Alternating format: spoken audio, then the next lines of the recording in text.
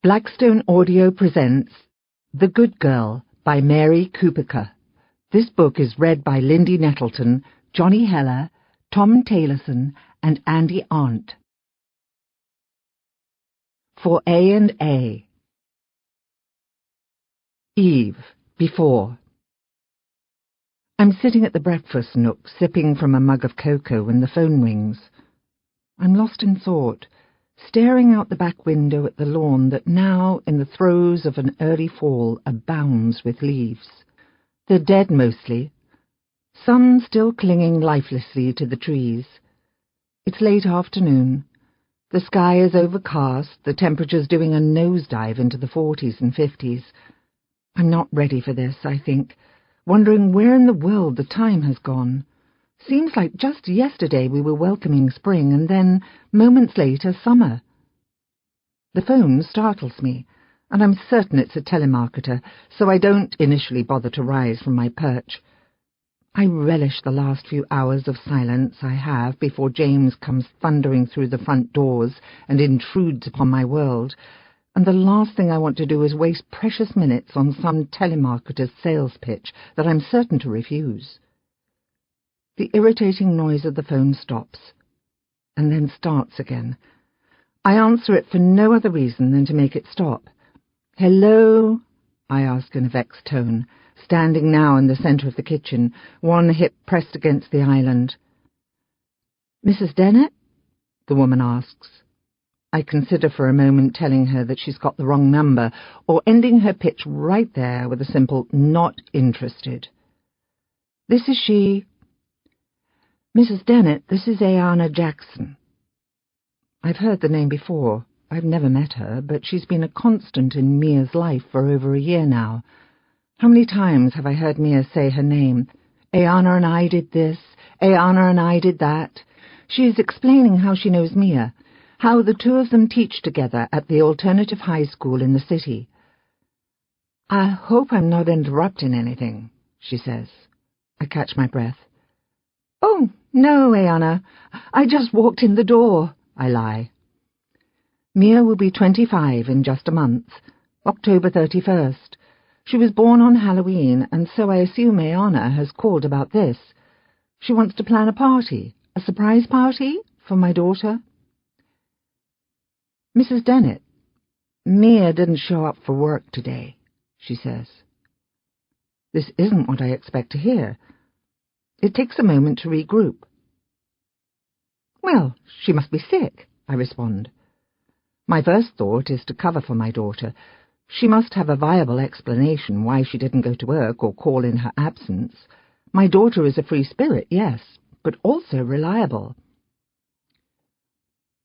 "You haven't heard from her?" "No," I say. But this isn't unusual. We go days, sometimes weeks without speaking. Since the invention of email, our best form of communication has become passing along trivial forwards. I tried calling her at home, but there's no answer. "Did you leave a message?" "Several." "And she hasn't called back?" "No." I'm listening only half-heartedly to the woman on the other end of the line. I stare out the window, watching the neighbour's children shake a flimsy tree so that the remaining leaves fall down upon them. The children are my clock. When they appear in the backyard, I know that it's late afternoon. School is through. When they disappear inside again, it's time to start dinner. Her cell phone? It goes straight to voicemail. I left a message. You're certain she didn't call in today? Administration never heard from her. I'm worried that Mia will get in trouble. I'm worried that she will be fired. The fact that she might already be in trouble has yet to cross my mind. I hope this hasn't caused too much of a problem. Ayanna explains that Mia's first-period students didn't inform anyone of the teacher's absence, and it wasn't until second period that word finally leaked out. Ms. Dennett wasn't here today, and there wasn't a sub. The principal went down to keep order until a substitute could be called in. He found gang graffiti scribbled across the walls with Mia's overpriced art supplies, the one she bought herself when the administration said no. "Mrs. Dennett, don't you think it's odd?" she asks. "This isn't like Mia." "Oh, Ayana, I'm certain she has a good excuse." "Such as?" she asks. "I'll call the hospitals. There's a number in her area." "I've done that." "Then her friends," I say. "But I don't know any of Mia's friends. I've heard names in passing, such as Ayana and Lauren, and I know there's a Zimbabwean on a student visa who's about to be sent back, and Mia thinks it's completely unfair, but I don't know them. And last names or contact information are hard to find." "I've done that." "She'll show up, Ayana. This is all just a misunderstanding. There could be a million reasons for this." "Mrs. Dennett," Ayana says. And it's then that it hits me. Something is wrong. It hits me in the stomach, and the first thought I have is myself 7 or 8 months pregnant with Mia, and her stalwart limbs kicking and punching so hard that tiny feet and hands emerge in shapes through my skin. I pull out a bar stool and sit at the kitchen island, and think to myself that before I know it, Mia will be 25, and I haven't so much as thought of a gift. I haven't proposed a party or suggested that all of us, James and Grace and Mia and me, make reservations for an elegant dinner in the city. "What do you suggest we do, then?" I ask. There's a sigh on the other end of the line. "I was hoping you'd tell me Mia was with you," she says. Gabe, before. It's dark by the time I pull up to the house. Light pours from the windows of the English Tudor home and onto the tree-lined street. I can see a collection of people hovering inside, waiting for me. There's the judge, pacing, and Mrs. Dennett perched on the edge of an upholstered seat, sipping from a glass of something that appears to be alcoholic. There are uniformed officers and another woman, a brunette, who peers out the front window as I come to a sluggish halt in the street, delaying my grand entrance. The Dennetts are like any other family along Chicago's North Shore, a string of suburbs that lines Lake Michigan to the north of the city. They're filthy rich. It's no wonder that I'm procrastinating in the front seat of my car when I should be making my way up to the massive home with the clout I've been led to believe I carry. I think of the sergeant's words before signing the case to me. Don't fuck this one up. I eye the stately home from the safety and warmth of my dilapidated car. From the outside, it's not as colossal as I envision the interior to be. It has all the old-world charm an English Tudor has to offer. Half-timbering and narrow windows, and a steep, sloping roof. It reminds me of a medieval castle. Though I've been strictly warned to keep it under wraps, I'm supposed to feel privileged that the sergeant assigned this high-profile case to me, and yet, for some reason, I don't. I make my way up to the front door, cutting across the lawn to the sidewalk that leads me up 2 steps, and knock. It's cold. I thrust my hands into my pockets to keep them warm while I wait. I feel ridiculously underdressed in my street clothes, khaki pants and a polo shirt that I've hidden beneath a leather jacket, when I'm greeted by one of the most influential justices of the peace in the country. "Judge Dennett," I say, allowing myself inside. I conduct myself with more authority than I feel I have, displaying traces of self-confidence that I must keep stored somewhere safe for moments like this. Judge Dennett is a considerable man in size and power. Screw this one up, and I'll be out of a job, best-case scenario. Mrs. Dennett rises from the chair. I tell her in my most refined voice, "Please sit." And the other woman, Grace Dennett, I assume, from my preliminary research, a younger woman, likely in her 20s or early 30s, meets Judge Dennett and me in the place where the foyer ends and the living room begins. "Detective Gabe Hoffman," I say, without the pleasantries an introduction might expect. I don't smile. I don't offer to shake hands. The girl says that she is, in fact, Grace, whom I know from my earlier legwork to be a senior associate at the law firm of Dalton and Myers. But it takes nothing more than intuition to know from the get-go that I don't like her. There's an air of superiority that surrounds her, a looking down on my blue-collar clothing, and a cynicism in her voice that gives me the willies. Mrs. Dennett speaks, her voice still carrying a strong British accent, though I know from my previous fact-finding expedition that she's been in the United States since she was 18. She seems panicked. That's my first inclination. Her voice is high-pitched, her fingers fidgeting with anything that comes within reach. "My daughter is missing, Detective," she sputters. "Her friends haven't seen her, haven't spoken to her. I've been calling her cell phone, leaving messages." She chokes on her words, trying desperately not to cry. "I went to her apartment to see if she was there," she says, then admits, "I drove all the way there, and the landlord wouldn't let me in." Mrs. Dennett is a breathtaking woman.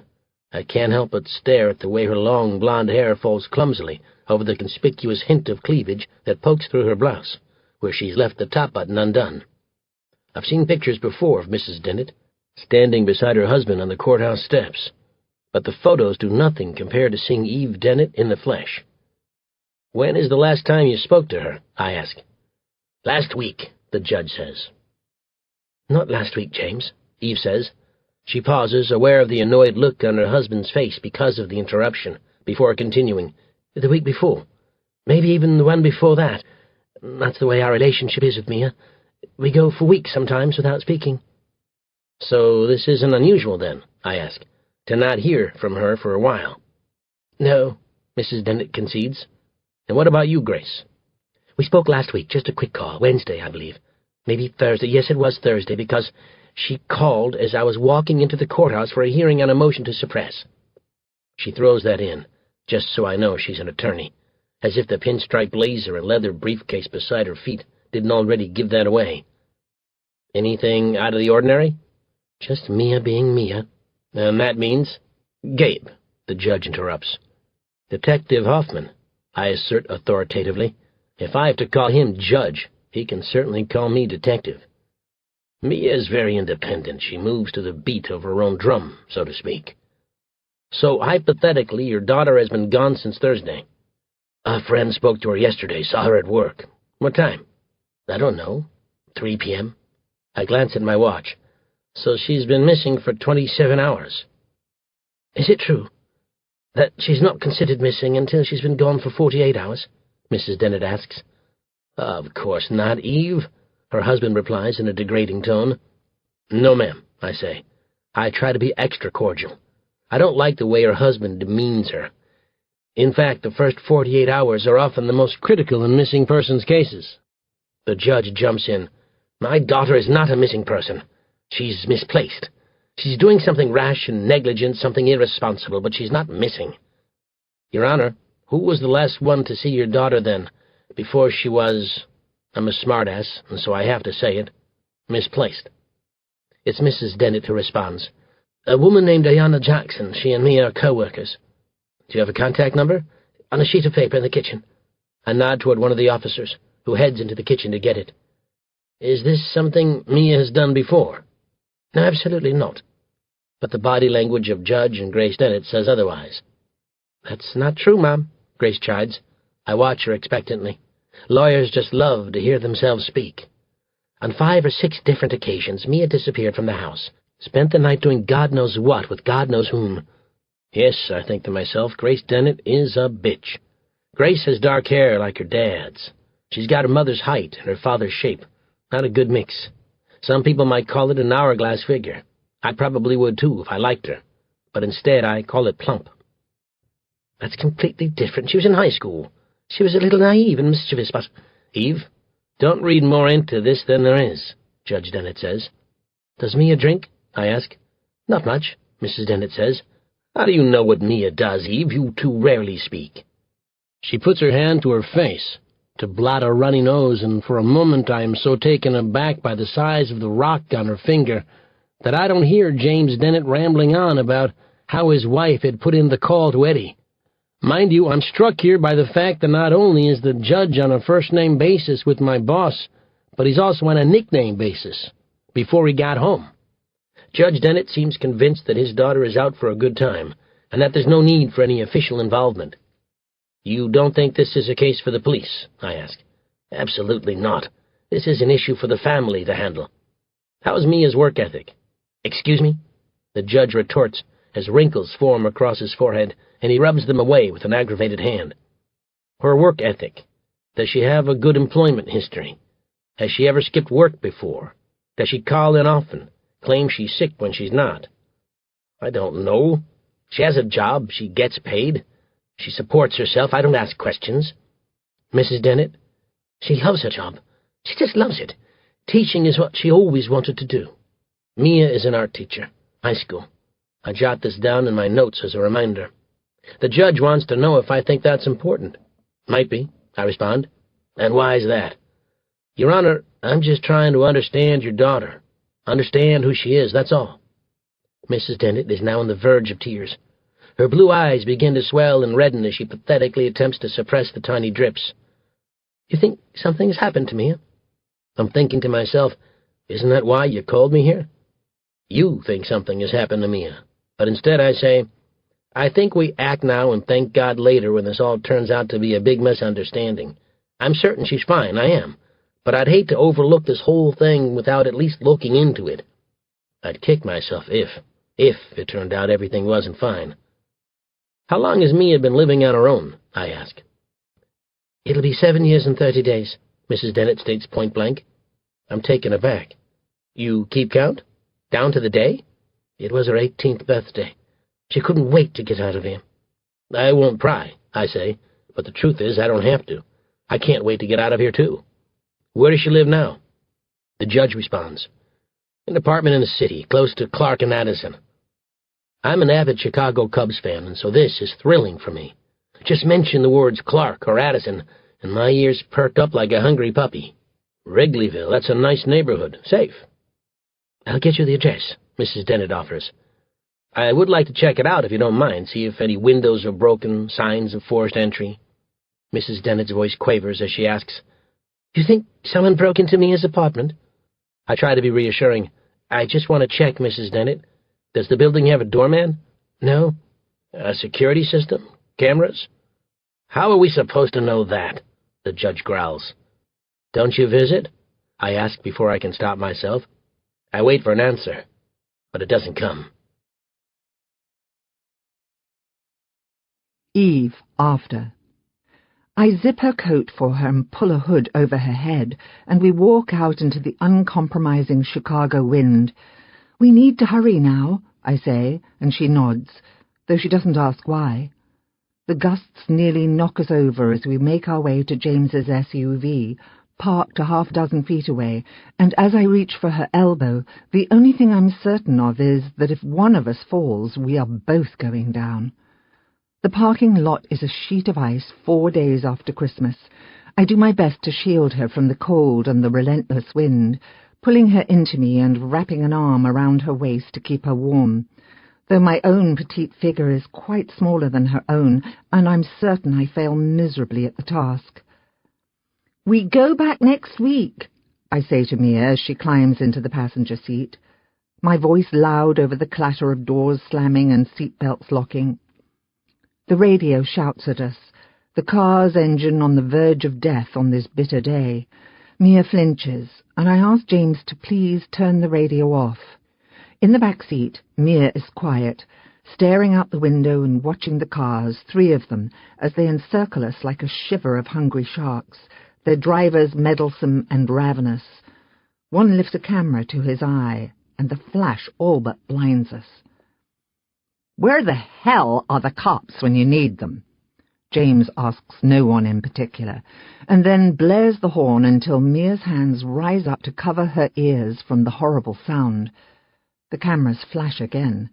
The cars loiter in the parking lot, their engines running, vivid smoke discharging from the exhaust pipes and into the grey day. Mia looks up and sees me watching her.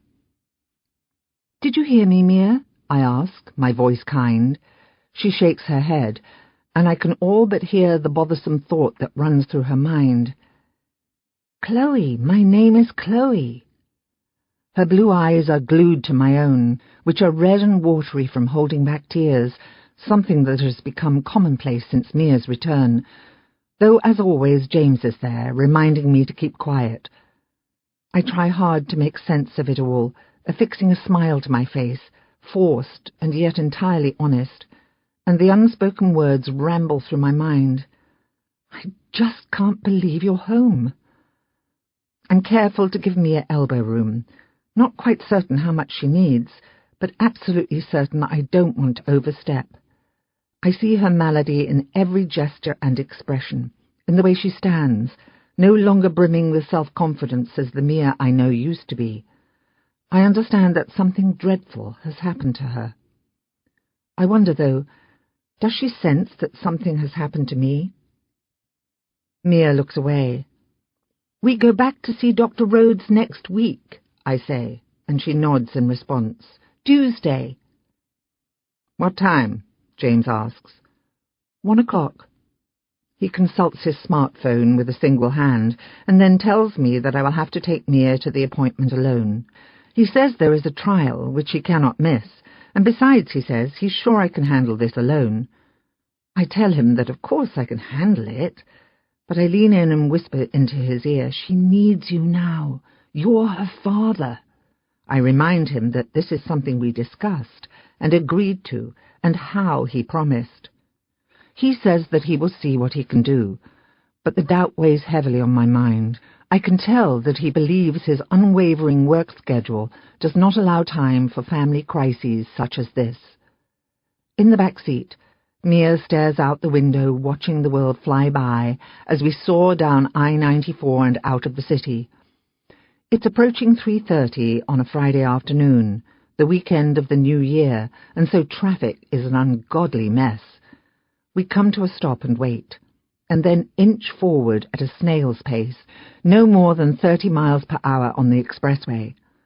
James hasn't the patience for it. He stares into the rear-view mirror, waiting for the paparazzi to reappear. "So, Mia," James says, trying to pass the time, "that shrink says you have amnesia." "Oh, James," I beg, "please, not now." My husband is not willing to wait.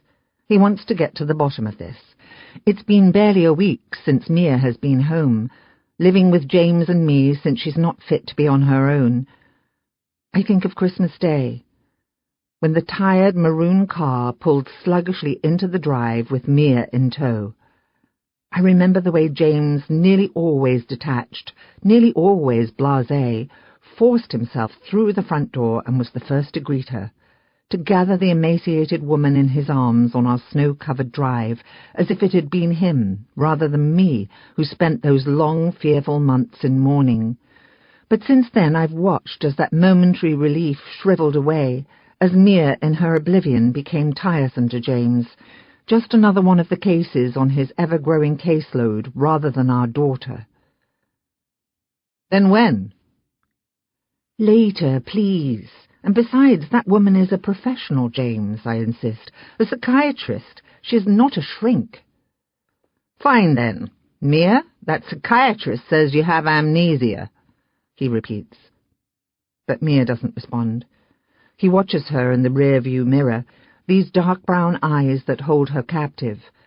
For a fleeting moment she does her best to stare back, but then her eyes find their way to her hands, where she becomes absorbed in a small scab. "Do you wish to comment?" he asks.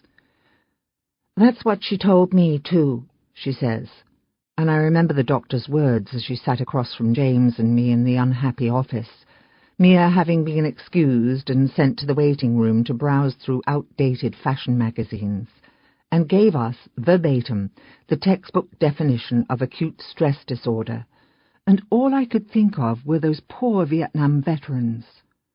He sighs. I can tell that James finds this implausible, the fact that her memory could vanish into thin air.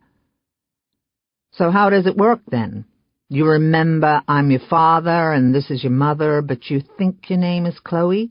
You know how old you are and where you live and that you have a sister, but you don't have a clue about Colin Thatcher?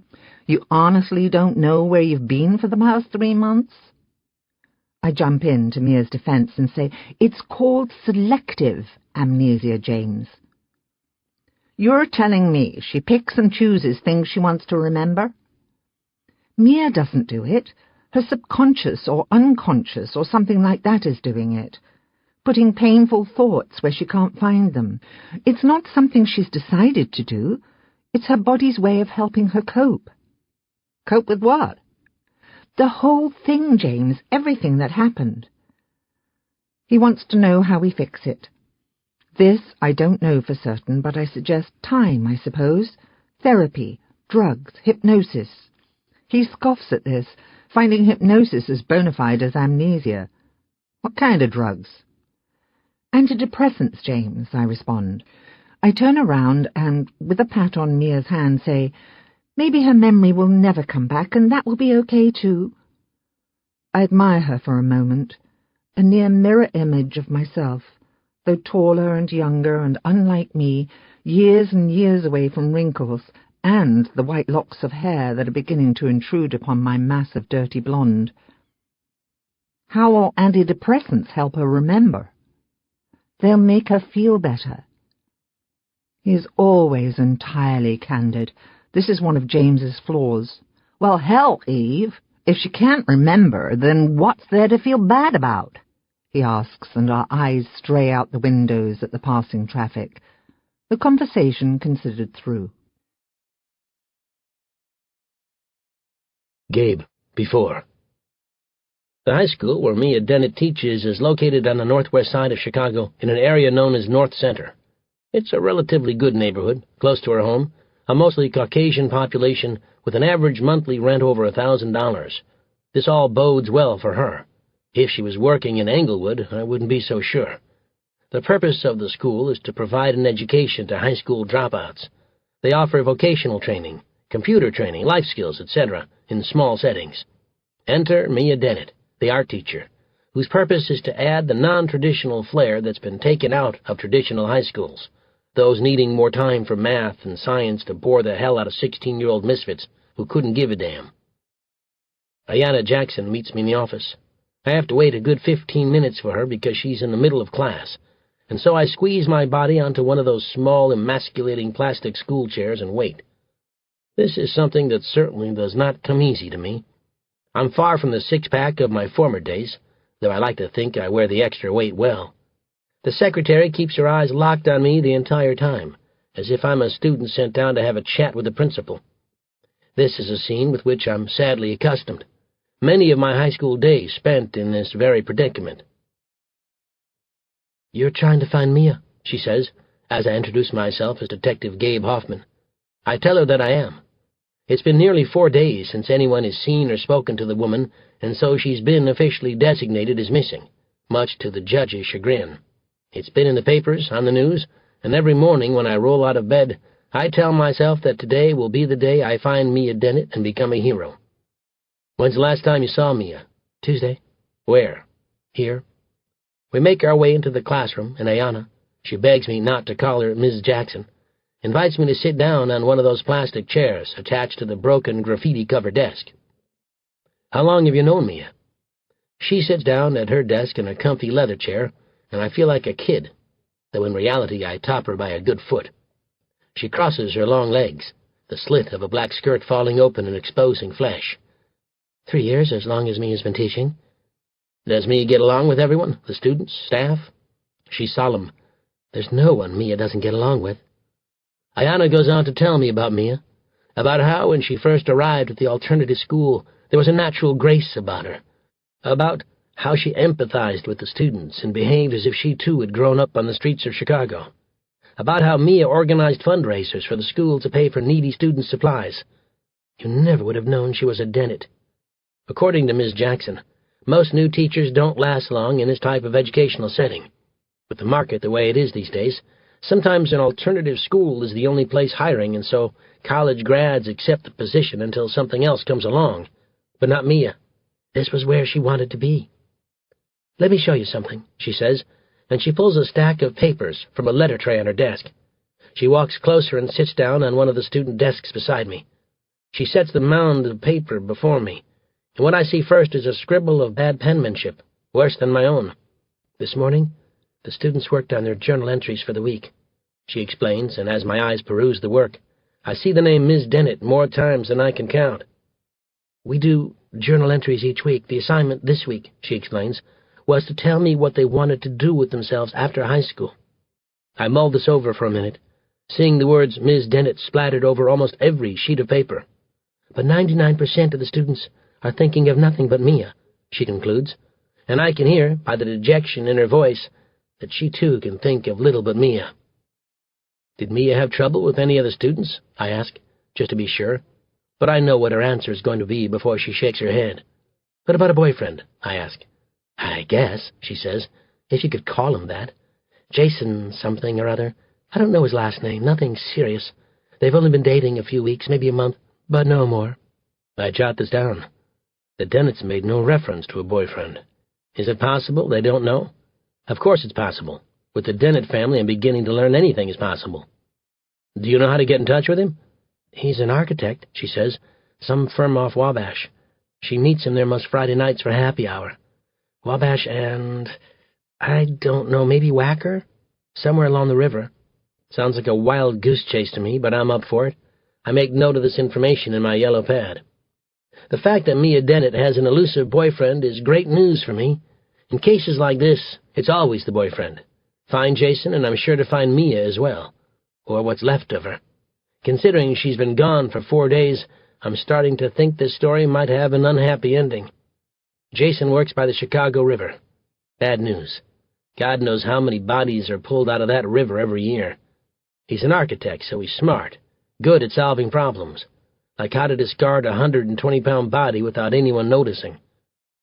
If Mia and Jason were dating, I ask, is it odd that he isn't trying to find her? You think Jason might be involved? I shrug. I know if I had a girlfriend, and I hadn't spoken to her in 4 days, I might be a little concerned. I guess, she agrees. She stands from the desk and begins to erase the chalkboard. It leaves tiny remnants of dust on her black skirt. He didn't call the Dennetts? Mr. and Mrs. Dennett have no idea that there's a boyfriend in the picture. As far as they're concerned, Mia is single. Mia and her parents aren't close. They have certain ideological differences. I gather that. I don't think it's the kind of thing she'd tell them. The topic is drifting, so I try to reel Ayana back in. You and Mia are close, though. She says that they are. Would you say that Mia tells you everything? As far as I know. What does she tell you about Jason? Ayana sits back down, this time on the edge of her desk. She peers at a clock on the wall, dusts off her hands. She considers my question. It wasn't going to last, she tells me, trying to find the right words to explain. Mia doesn't become involved too often. Never anything serious. She doesn't like to be tied down, committed. She's markedly independent, perhaps to a fault. And Jason is clingy, needy? She shakes her head. No, it's not that. It's just, he's not the one. She didn't glow when she spoke of him. She didn't gossip like girls do when they've met the one. I always had to force her to tell me about him, and then it was like listening to a documentary. We went to dinner, we saw a movie, and I know his hours were bad, which irritated Mia. He was always missing dates or showing up late. Mia hated to be tied down to his schedule. You have that many issues in the first month, and it's never going to last.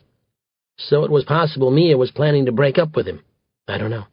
But she wasn't entirely happy. I wouldn't say Mia wasn't happy, Ayana responds. I just don't think she cared one way or the other. From what you know, did Jason feel the same? She says that she doesn't know.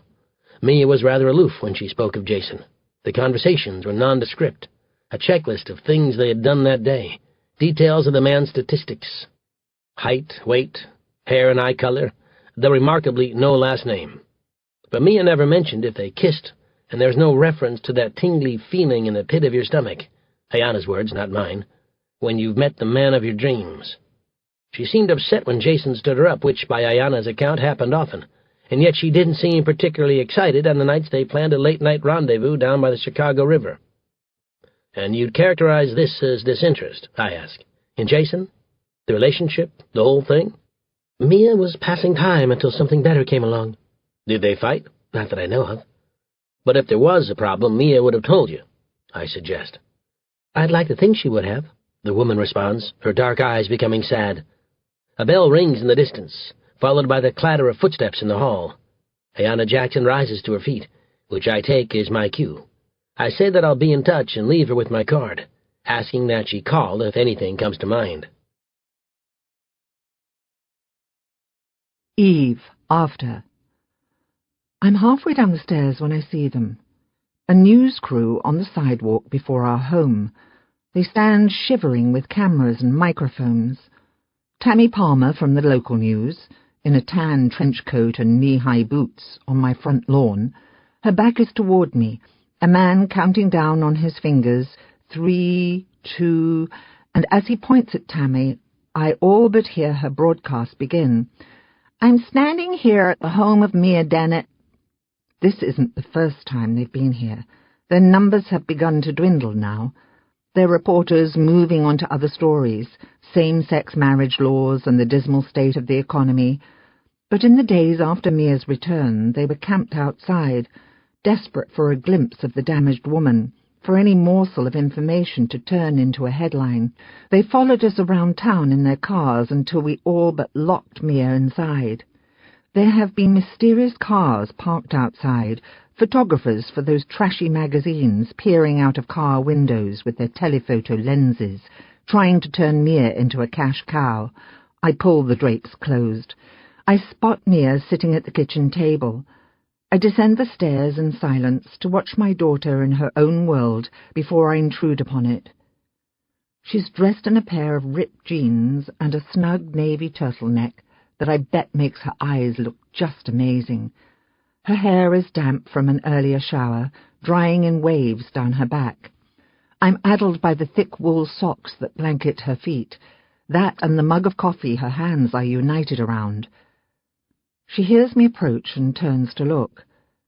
Yes, I think to myself, the turtleneck makes her eyes look amazing. You're drinking coffee, I say. And it's the vague expression on her face that makes me certain I've said the wrong thing.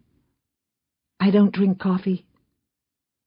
I've been treading carefully for over a week now, always trying to say the right thing, going over the top, ridiculously so, to make her feel at home. I've been on the edge to compensate for James's apathy and Mia's disarray. And then, when least expected, a seemingly benign conversation, and I slip up. Mia doesn't drink coffee. She doesn't drink much caffeine at all. It makes her nervous. But I watch her sip from the mug, completely stagnant and sluggish, and think, wish, that maybe a little caffeine will do the trick. Who is this limp woman before me, I wonder, recognizing the face, but having no knowledge of the body language or tone of voice, or the disturbing silence that encompasses her like a bubble? There are a million things I want to ask her, but I don't. I vowed to just let her be. James has pried more than enough for the both of us. I'll leave the questions to the professionals, Dr. Rhodes and Detective Hoffman, and to those who just never know when to quit. James. She's my daughter, but she's not my daughter. She's Mia, but she's not Mia. She looks like her, but she wears socks and drinks coffee and wakes up sobbing in the middle of the night. She's quicker to respond if I call her Chloe than when I call her by her given name. She looks empty, appears asleep when she's awake, lies awake when she should be asleep. She nearly flew 3 feet from her seat when I turned on the garbage disposal last night, and then retreated to her room. We didn't see her for hours, and when I asked how she passed the time, all she could say was, I don't know. The Mia I know can't sit still for that long. It looks like a nice day, I offer, but she doesn't respond. It does look like a nice day. It's sunny. But the sun in January is deceiving, and I'm certain the earth will warm to no more than 20 degrees.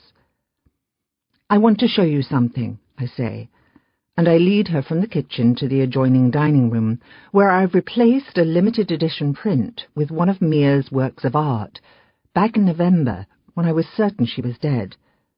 Mia's painting is done in oil pastels, this picturesque Tuscan village she drew from a photograph after we visited the area years ago. She layered the oil pastels, creating a dramatic representation of the village, a moment in time trapped behind this sheet of glass. I watch Mia eye the piece and think to myself, if only everything could be preserved that way. You made that, I say. She knows. This she remembers. She recalls the day she set herself down at the dining room table with the oil pastels and the photograph. She had begged her father to purchase the poster board for her, and he agreed, though he was certain her newfound love of art was only a passing phase. When she was finished, we all oohed and ahed, and then it was tucked away somewhere with old Halloween costumes and roller skates, only to be stumbled upon later on a scavenger hunt for photographs of Mia that the detective asked us to collect. "Do you remember our trip to Tuscany?" I ask. She steps forward to run her lovely fingers over the work of art. She stands inches above me, but in the dining room she's a child, a fledgling not yet sure how to stand on her own 2 feet. "It rained," Mia responds without removing her eyes from the drawing. I nod. "It did. It rained," I say, glad that she remembered. But it rained only one day, and the rest of the days were a godsend. I want to tell her that I hung the drawing because I was so worried about her. I was terrified. I lay awake night after night for months on end, just wondering, what if? What if she wasn't okay? What if she was okay, but we never found her? What if she was dead and we never knew?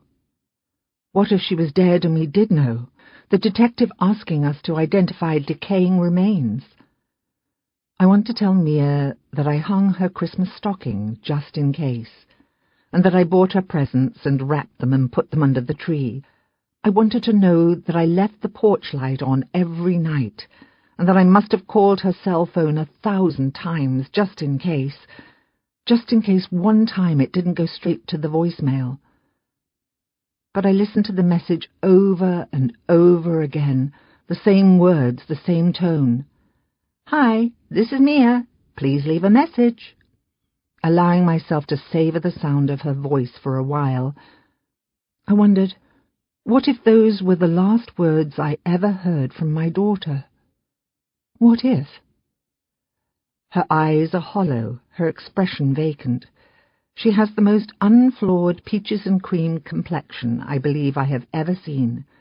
But the peaches seem to have disappeared, and now she is all cream, white as a ghost. She doesn't look at me when we speak. She looks past me or through me, but never at me. She looks down much of the time, at her feet, her hands, anything to avoid another's gaze. And then, standing there in the dining room, her face drains of every last bit of colour. It happens in an instant. The light seeping through the open drapes, highlighting that way Mia's body lurches upright and then sags at the shoulders, her hand falling from the image of Tuscany to her abdomen in one swift movement. Her chin drops to her chest. Her breathing becomes hoarse. I lay a hand on her skinny, too skinny. I can feel bones, back and weight. But I don't wait long. I'm impatient. "Mia, honey," I say, but she's already telling me that she's okay, she's fine, and I'm certain it's the coffee. "What happened?" She shrugs. Her hand is glued to the abdomen, and I know she doesn't feel well. Her body has begun a retreat from the dining room. "I'm tired, that's all. I just need to go lie down," she says, and I make a mental note to rid the house of all traces of caffeine before she wakes up from her nap. Gabe, before. "You're not an easy man to find," I say, as he welcomes me into his workspace. It's more of a cubicle than an office, but with higher walls than normal, offering a minimal amount of privacy. There's only one chair, his, and so I stand at the entrance to the cube, cocked at an angle against the pliable wall. I didn't know someone was trying to find me. My first impression is he's a pompous ass, much like myself years ago, before I realized I was more full of myself than I should be. He's a big man, husky, though not necessarily tall. I'm certain he works out, drinks protein shakes, maybe uses steroids. I'll jot this down in my notes, but for now, I'd hate to have him catch me making these assumptions. I might get my ass kicked. "You know Mia Dennett?" I ask. "That depends." He turns around in his swivel chair, finishes typing an email with his back to me. "On what?" "And who wants to know?" "I'm not too eager to play this game." "I do," I say, saving my trump card until later. And you are? Looking for Mia Dennett, I respond. I can see myself in this guy, though he can barely be 24 or 25 years old, just out of college, still believing the world rotates around him. If you say so. I, however, am on the cusp of 50, and just this morning noticed the first few strands of gray hair. I'm certain I have Judge Dennett to thank for them. He continues the email. What the hell, I think. He couldn't care less that I'm standing here, waiting to talk to him. I peer over his shoulder to have a look. It's about college football, sent to a recipient by the username Dago82. My mother's Italian, hence the dark hair and eyes I'm certain all women are wooed by, and so I take the derogatory name as an insult against my people, though I've never been to Italy and don't know a single word in Italian. I'm just looking for another reason not to like this guy. Must be a busy day, I comment, and he seems peeved that I'm reading his email. He minimizes the screen. Who the hell are you? He asks again. I reach into my back pocket and pull out that shiny badge I adore so much. Detective Gabe Hoffman. He's visibly knocked down a notch or two. I smile. God, do I love my job. He plays dumb. Is there a problem with Mia? Yeah, I guess you can say that. He waits for me to continue. I don't, just to piss him off. What did she do? When's the last time you saw Mia? It's been a while, a week or so. And the last time you spoke to her? I don't know, last week. Tuesday night, I think. You think? I ask. He confirms on his calendar. Yes, it was Tuesday night. But you didn't see her Tuesday. No, I was supposed to, but I had to cancel. You know, work. Sure. What happened to Mia? So you haven't spoken to her since Tuesday? No. Is that normal? To go nearly a week without speaking? I called her, he confesses. Wednesday, maybe. Thursday. She never called back. I just assumed she was pissed off. And why would that be? Did she have a reason to be pissed off? He shrugs. He reaches for a bottle of water on the desk and takes a sip. I canceled our date Tuesday night. I had to work. She was kind of short with me on the phone, you know. I could tell she was mad, but I had to work.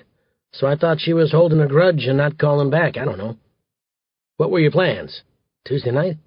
Yeah. Meet in the bar in Uptown? Mia was already there when I called. I was late. I told her I wasn't going to make it. And she was mad. She wasn't happy. So you were here working Tuesday night? Until like 3 a.m. Anyone who can vouch for that? Yeah, my boss. We were putting some designs together for a client meeting on Thursday. I met with her on and off half the night. Am I in trouble? We'll get to that. I answer flatly, transcribing the conversation in my own shorthand that no one but me can decipher. Where'd you go after you left work? Home, man. It was the middle of the night. You have an alibi? An alibi? He's getting uncomfortable, squirming in his chair. I don't know. I took a cab home. Got a receipt? No. You have a doorman in your building, someone who can tell us you made it home safe? Cameras, he says, and then asks, what the fuck is Mia? I had pulled Mia's phone records after my meeting with Ayanna Jackson. I found calls almost daily to a Jason Becker, who I tracked down to an architectural firm in the Chicago Loop. I paid this guy a visit to see what he knew about the girl's disappearance, and saw the evident perception on his face when I said her name. Yeah, I know Mia, he said, leading me back to his cube. I saw it in the first instant. Jealousy. He had himself convinced that I was the other guy. She's missing, I say, trying to read his response. Missing? Yeah, gone. No one has seen her since Tuesday. And you think I had something to do with it? It irritates me that he's more concerned with his culpability than Mia's life. Yeah, I lie. I think he might have something to do with it. Though the truth is that if his alibi is as airtight as he's making it out to be, I'm back to square one. So I need a lawyer? Do you think you need a lawyer? I told you I was working. I didn't see Mia Tuesday night. Ask my boss. I will, I assure him, though the look that crosses his face begs me not to. Jason's co-workers eavesdrop on the interrogation. They walk slower as they pass his cube. They linger outside and pretend to carry on conversations. I don't mind. He does. It's driving him nuts. He's worried about his reputation. I like to watch him squirm in his chair, becoming antsy. Do you need anything else? He asks to speed things along. He wants me out of his hair. I need to know your plans Tuesday night. Where Mia was when you called, what time it was. Check your phone records. I need to speak to your boss and make sure you were here, and with security to see what time you left. I'll need the footage from your apartment cameras to verify you got home okay. If you're comfortable providing me with that, then we're all set. If you'd rather I get a warrant... Are you threatening me? No, I lie. Just giving you your options. He agrees to provide me with the information I need, including an introduction to his boss, a middle-aged woman in an office ridiculously larger than his, with floor-to-ceiling windows that face out onto the Chicago River, before I leave. Jason, I declare, after having been assured by the boss that he was working his ass off all night, we're going to do everything we can to find Mia, just to see the expression of apathy on his face before I leave. Colin. Before. It doesn't take much. I pay off some guy to stay at work a couple hours later than he'd like to. I follow her to the bar and sit where I can watch her without being seen. I wait for the call to come, and when she knows she's been stood up, I move in. I don't know much about her. I've seen a snapshot. It's a blurry photo of her stepping off the L platform, taken by a car parked a dozen or so feet away. There are about 10 people between the photographer and the girl, and so her face has been circled with a red pen. On the back of the photograph are the words Mia Dennett and an address. It was handed to me a week or so ago. I've never done anything like this before. Larceny, yes. Harassment, yes. Not kidnapping. But I need the money. I've been following her for the last few days. I know where she buys her groceries, where she has her dry cleaning done, where she works. I've never spoken to her. I wouldn't recognize the sound of her voice. I don't know the color of her eyes or what they look like when she's scared. But I will. I carry a beer, but I don't drink it. I can't risk getting drunk. Not tonight.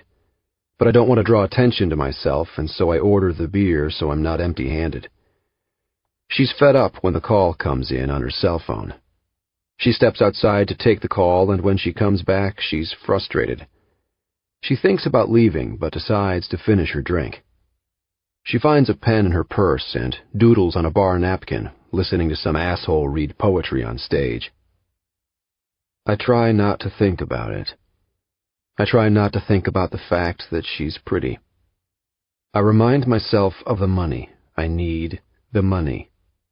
This can't be that hard. In a couple hours, it will all be through. It's good, I say, nodding at the napkin. It's the best I can come up with. I know nothing about art.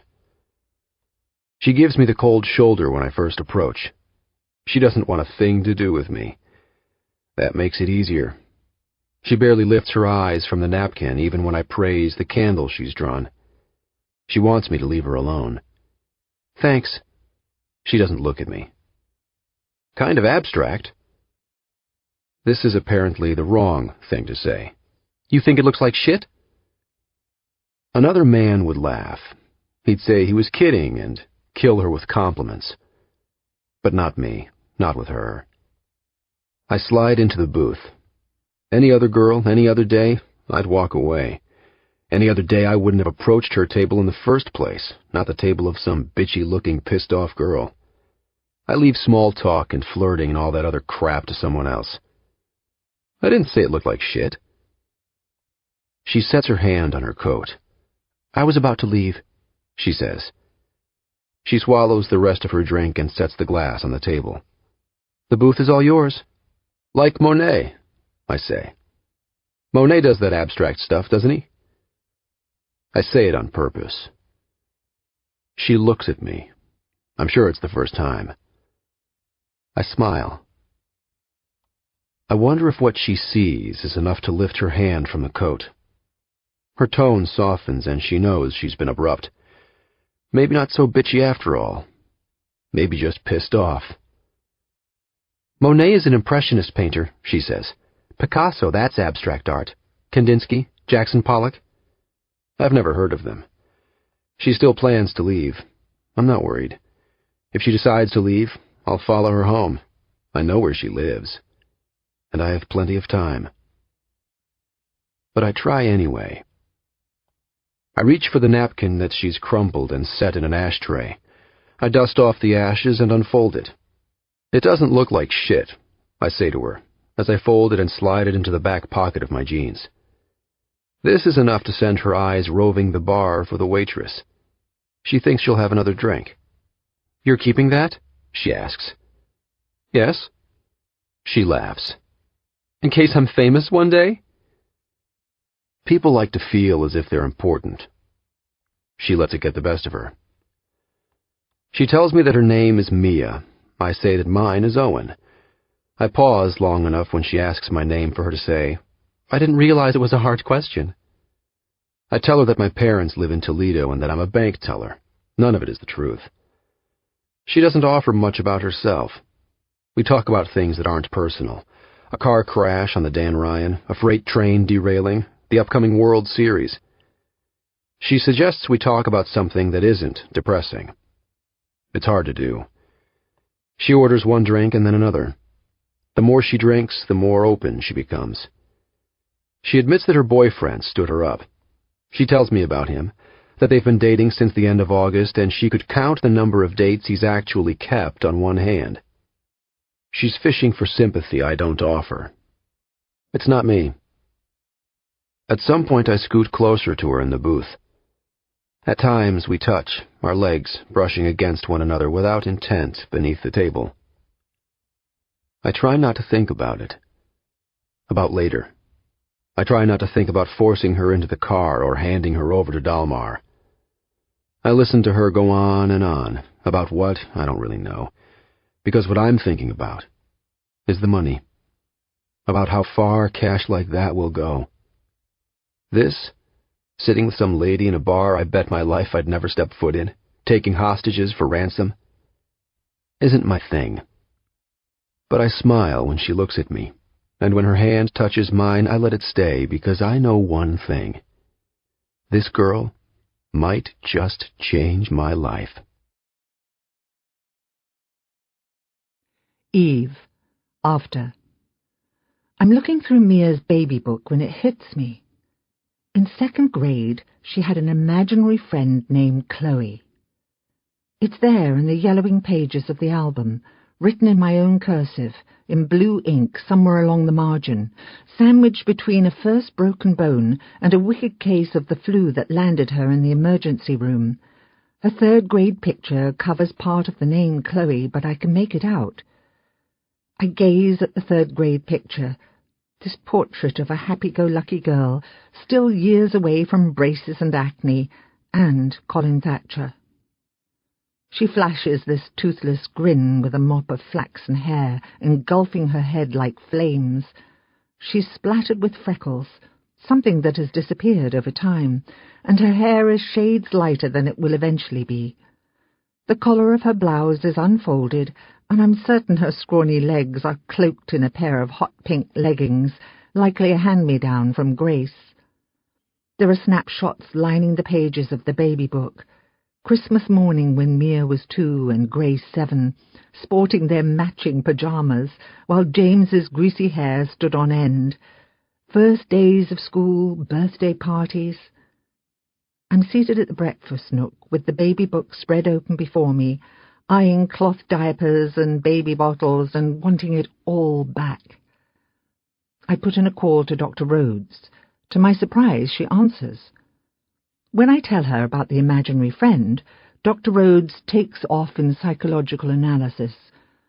Oftentimes, Mrs. Dennett, children create imaginary friends to compensate for loneliness or a lack of real friends in their lives. They often give these imaginary friends characteristics that they long for in their own lives, making them outgoing if the child is shy, for example, or a great athlete if the child is clumsy. Having an imaginary friend isn't necessarily a psychological problem, assuming the friend disappears as the child matures. Dr. Rhodes, I respond. Mia named her imaginary friend Chloe. She grows quiet. That is interesting, she says, and I go numb. I become obsessed with the name Chloe. I spend the morning on the internet trying to learn everything there is to know about this name. It's a Greek name that means blooming or blossoming or verdant or growth, depending on what website I search. But regardless, the words are synonymous with one another. This year, it's one of the more popular names, but back in 1990 it ranked 212th among all American baby names, slipped in between Alejandra and Marie. There are approximately 10,500 people in the United States right now with the name Chloe. Sometimes you find the name with an umlaut over the E. Nearly 20 minutes is lost trying to find the meaning of those two dots over the vowel, and when I do, its purpose simply to differentiate between the O and E sounds at the end of the name. I realize it's been a waste of time, sometimes without. I wonder how Mia spells it, though I won't dare ask. Where would Mia have come up with a name like Chloe? Perhaps it was on the birth certificate of one of Mia's prized Cabbage Patch Kids, flown in from Babyland General Hospital. I go to the website. I'm astounded to find new skin tones for this year's babies, mocha and cream and latte, but no reference to a doll named Chloe. Maybe another child in Mia's second-grade class? I research famous people named Chloe. Both Candice Bergen and Olivia Newton-John named their daughters Chloe. It's the real first name of author Toni Morrison, though I highly doubt Mia was reading Beloved in the second grade. There's Chloe Sevigny with the umlaut and Chloe Webb without, though I'm certain the first is too young and the second too old for Mia to have paid any attention to when she was 8. I could ask her. I could climb the steps and knock on the door of her bedroom and ask her. That's what James would do. He'd get to the bottom of this. I want to get to the bottom of this, but I don't want to violate Mia's trust. Years ago, I'd seek James's advice, his help. But that was years ago. I pick up the telephone, dial the numbers. The voice that greets me is kind, informal. "Eve," he says, and I feel myself relax. "Hello, Gabe."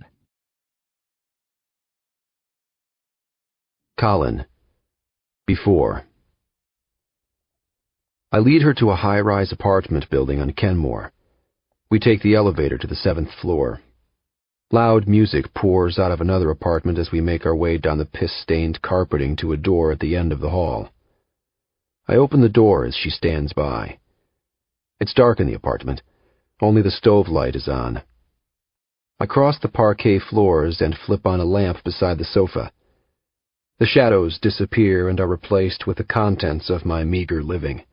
Sports Illustrated magazines, a collection of shoes barricading the closet door, a half-eaten bagel on a paper plate on the coffee table. I watch silently as she judges me. It's quiet. A neighbor has made Indian food tonight, and the scent of curry chokes her. "You okay?" she asks, because she hates the uncomfortable silence. She's probably thinking this was all a mistake, that she should leave. I walk to her and run a hand down the length of her hair, grasping the strands at the base of her skull.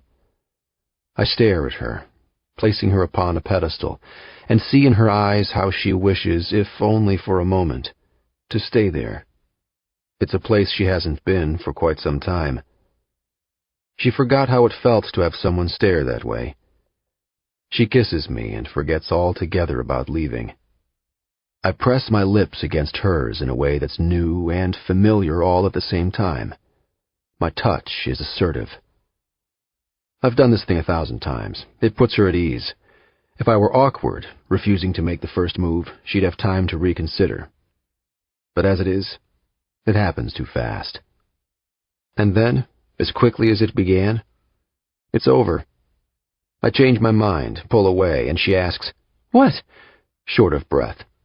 "What's wrong?" she begs, trying to pull me back to her. Her hands drop to my waistband, her drunken fingers clumsily work my belt. "It's a bad idea," I say, as I turn away from her. "Why?" her voice begs. She grasps at my shirt in desperation. I move away, out of reach. And then it sinks in slowly. The rejection. She's embarrassed, She presses her hands to her face like she's hot, clammy. She drops onto the arm of a chair and tries to catch her breath. Around her, the room spins. I can see it in her expression. She isn't used to hearing the word no. She rearranges a crumpled shirt, runs sweaty hands through her hair, ashamed. I don't know how long we stay like that. It's just a bad idea, I say then, suddenly inspired to pick up my shoes. I throw them in the closet, one pair at a time.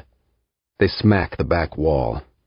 They fall into a messy pile behind the closet door, and then I close the door, leaving the mess where I can't see it. And then the resentment creeps in, and she asks, "Why did you bring me here? Why did you bring me here if only to humiliate me?" I picture us at the bar. I imagine my own greedy eyes when I leaned in and suggested, "Let's get out of here." I told her my apartment was just down the street. We all but ran the entire way. I stare at her. "It's not a good idea," I say again. She stands and reaches for her purse. Someone passes in the hallway, their laughter like 1,000 knives. She tries walking, loses her balance. "Where are you going?" I ask, my body blocking the front door. She can't leave now. "Home," she says. "You're wasted." "So?" she challenges. She reaches for the chair to steady herself. "You can't go," I insist. "Not when I'm this close," I think, but what I say is, "Not like this." She smiles and says that's sweet. She thinks I'm worried about her. Gabe, after. Grace and Mia Dennett are sitting at my desk when I arrive, their backs turned in my direction. Grace couldn't look more uncomfortable. She plucks a pen from my desk and removes the chewed-up cap with the sleeve of her shirt. I smooth a paisley tie against my shirt, and as I make my way to them, I hear Grace muttering the words, "slovenly appearance and unbecoming and Spartan skin." I assume she's talking about me, and then I hear her say that Mia's corkscrew locks haven't seen a hairdryer in weeks. There are neglected bags beneath her eyes. Her clothes are rumpled and look like they should be cloaking the body of someone in junior high, a prepubescent boy, no less. She doesn't smile. "Ironic, isn't it?" Grace says. "How I wish you'd snap at me, call me a bitch, a narcissist, any of those unpleasant nicknames you had for me in the days before Colin Thatcher." But instead Mia just stares. "Good morning," I say, and Grace interrupts me curtly with, "Think we can get started? I have things to do today." "Of course," I say, and then empty sugar packets into my coffee as slowly as I possibly can. I was hoping to talk to Mia, see if I can get some information from her. "I don't see how she can help," Grace says. "She reminds me of the amnesia. She doesn't remember what happened." I've asked Mia down this morning to see if we can jog her memory, see if Colin Thatcher told her anything inside that cabin that might be of value to the ongoing investigation. Since her mother wasn't feeling well, she sent Grace in her place, as Mia's chaperone, and I can see in Grace's eyes that she'd rather be having dental work than sit here with Mia and me. I'd like to try and jog her memory, see if some pictures help. She rolls her eyes and says, "God, detective mugshots. We all know what Colin Thatcher looks like. We've seen the pictures. Mia has seen the pictures. Do you think she's not going to identify him?" "Not mugshots," I assure her, reaching into a desk drawer to yank something from beneath a stash of legal pads. She peers around the desk to get the first glimpse and is stumped by the 11x14 sketch pad I produce. It's a spiral-bound book. Her eyes peruse the cover for clues, but the words recycled paper give nothing away. Mia, however, is briefly cognizant of what neither she nor I know, but something passes through her, a wave of recollection, and then it's gone as soon as it came. I see it in her body language, posture straightening, leaning forward, hands reaching out blindly for the pad, drawing it into her. "You recognize this?" I ask, voicing the words that were on the tip of Grace's tongue. Mia holds it in her hands. She doesn't open it, but rather runs a hand over the textured cover. She doesn't say anything, and then after a minute or so she shakes her head. It's gone. She slouches back into her chair, and her fingers let go of the pad, allowing it to rest on her lap. Grace snatches it from her. She opens the book and is greeted by an influx of Mia's sketches. Eve told me once that Mia takes a sketch pad with her everywhere she goes, drawing anything from homeless men on the L to a car parked at the train station. It's her way of keeping a journal, places she went, things she saw. Take this recycled sketch pad, for example. Trees, and lots of them. A lake surrounded by trees. A homely little log cabin that, of course, we've all seen in the photos. A scrawny little tabby cat, sleeping in a smattering of sun. None of this seems to surprise Grace, not until she comes to the illustration of Colin Thatcher that literally jumps off the page to greet her, snuck in the middle of the sketchpad amidst trees and the snow-covered cabin. His appearance is bedraggled, his curly hair in complete disarray. The facial hair and tattered jeans and hooded sweatshirt surpass grunge and go straight to dirty. Mia had drawn a man, sturdy and tall. She applied herself to the eyes, shadowing and layering and darkening the pencil around them until these deep, leering headlights nearly forced Grace to look away from the page. "You drew this, you know," she states, compelling Mia to have a look at the page. She thrusts it into her hands to see. He's perched before a wood-burning stove, sitting cross-legged on the floor with his back to the flame.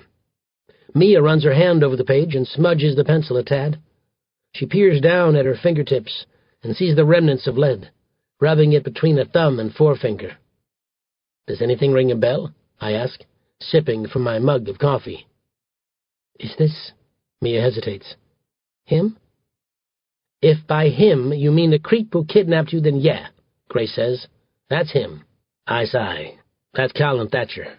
I show her a photograph, not a mugshot like she's used to seeing, but a nice photo of him in his Sunday best. Mia's eyes go back and forth, making the connection. The curly hair, the hardy build, the dark eyes, the bristly beige skin, the way his arms are crossed before him, his face appearing to do anything to conceal a smile. "You're quite an artist," I offer. Mia asks, "And I drew this?" I nod. "They found the sketch pad at the cabin with your and Colin's things. I assume it belongs to you." "You brought it with you to Minnesota?" Grace asks. Mia shrugs. Her eyes are locked on the images of Colin Thatcher. Of course, she doesn't know. Grace knows she doesn't know, but she asks anyway. She's thinking the same thing as me. Here this creep is whisking her off to some abandoned cabin in Minnesota, and she has the wherewithal to bring her sketch pad of all things. "What else did you bring?" "I don't know," she says, her voice on the verge of being inaudible. "Well, what else did you find?" Grace demands of me this time. I watch Mia recording her nonverbal communication, the way her fingers keep reaching out to touch the images before her, the frustration that is slowly, silently taking over. Every time she tries to give up and push the images away, she goes back to them, as if begging of her mind, "Think, just think." "Nothing out of the ordinary." Grace gets mad. "What does that mean? Clothes, food, weapons, guns, bombs, knives, an artist's easel, and a watercolor set?" "You ask me," she says, pilfering the sketchpad from Mia's hands. "This is out of the ordinary. A kidnapper doesn't normally allow his abductee to draw the evidence on a cheap, recycled sketchpad." She turns to Mia and presents the obvious. "If he sat still this long, Mia, long enough for you to draw this, then why didn't you run?" She stares at Grace with a stark expression on her face. Grace's eyes completely exasperated, and looks at Mia like she should be locked up in a loony ward. Like she has no grasp on reality, where she is or why she's here. Like she wants to bang her over the head with a blunt object and knock some sense in her. I come to her defense and say, maybe she was scared. Maybe there was nowhere to run. The cabin was in the middle of a vast wilderness, and northern Minnesota in the winter verges on a ghost town. There would have been nowhere to go. He might have found her, caught her, and then what? Then what would have happened? Grace sulks into her chair and flips through the pages of the sketchpad, seeing the barren trees and the never-ending snow, this picturesque lake, surrounded by dense woodland, and she nearly passes by it altogether and then flips back, ripping the page from its spiral binding. "Is that a Christmas tree?" she implores, gawking at the nostalgic image on the inner corner of the page. The tearing of the paper makes Mia leap from her seat. I watch Mia startle, and then lay a hand briefly on hers to put her at ease. "Oh, yeah," I laugh, though there's no amusement in it. "Yeah, I guess that would be considered out of the ordinary, wouldn't it? We found a Christmas tree. Charming, really, if you ask me. Colin, before. She's fighting the urge to fall asleep when the call comes in. She's said about 1,000 times that she needs to go. I've assured her that she doesn't. It took every bit of self-control to pull away from her, to turn my back to her pleading eyes and force myself to forget it. There's just something wrong with screwing the girl you're about to snatch. But somehow or other I convinced her to stay. She thinks it's for her own good. When she's sober, I said, I'd walk her down for a cab. Apparently she bought it. The phone rings. She doesn't jump. She looks at me with the implication that it must be a girl. Who else would call in the middle of the night? It's approaching 2 a.m., and as I move into the kitchen to take the call, I see her rise from the couch. She tries to fight the lethargy that's taken over. Everything set? Delmar wants to know. I know nothing about Delmar other than he just hopped off a boat and is blacker than anything I've ever seen.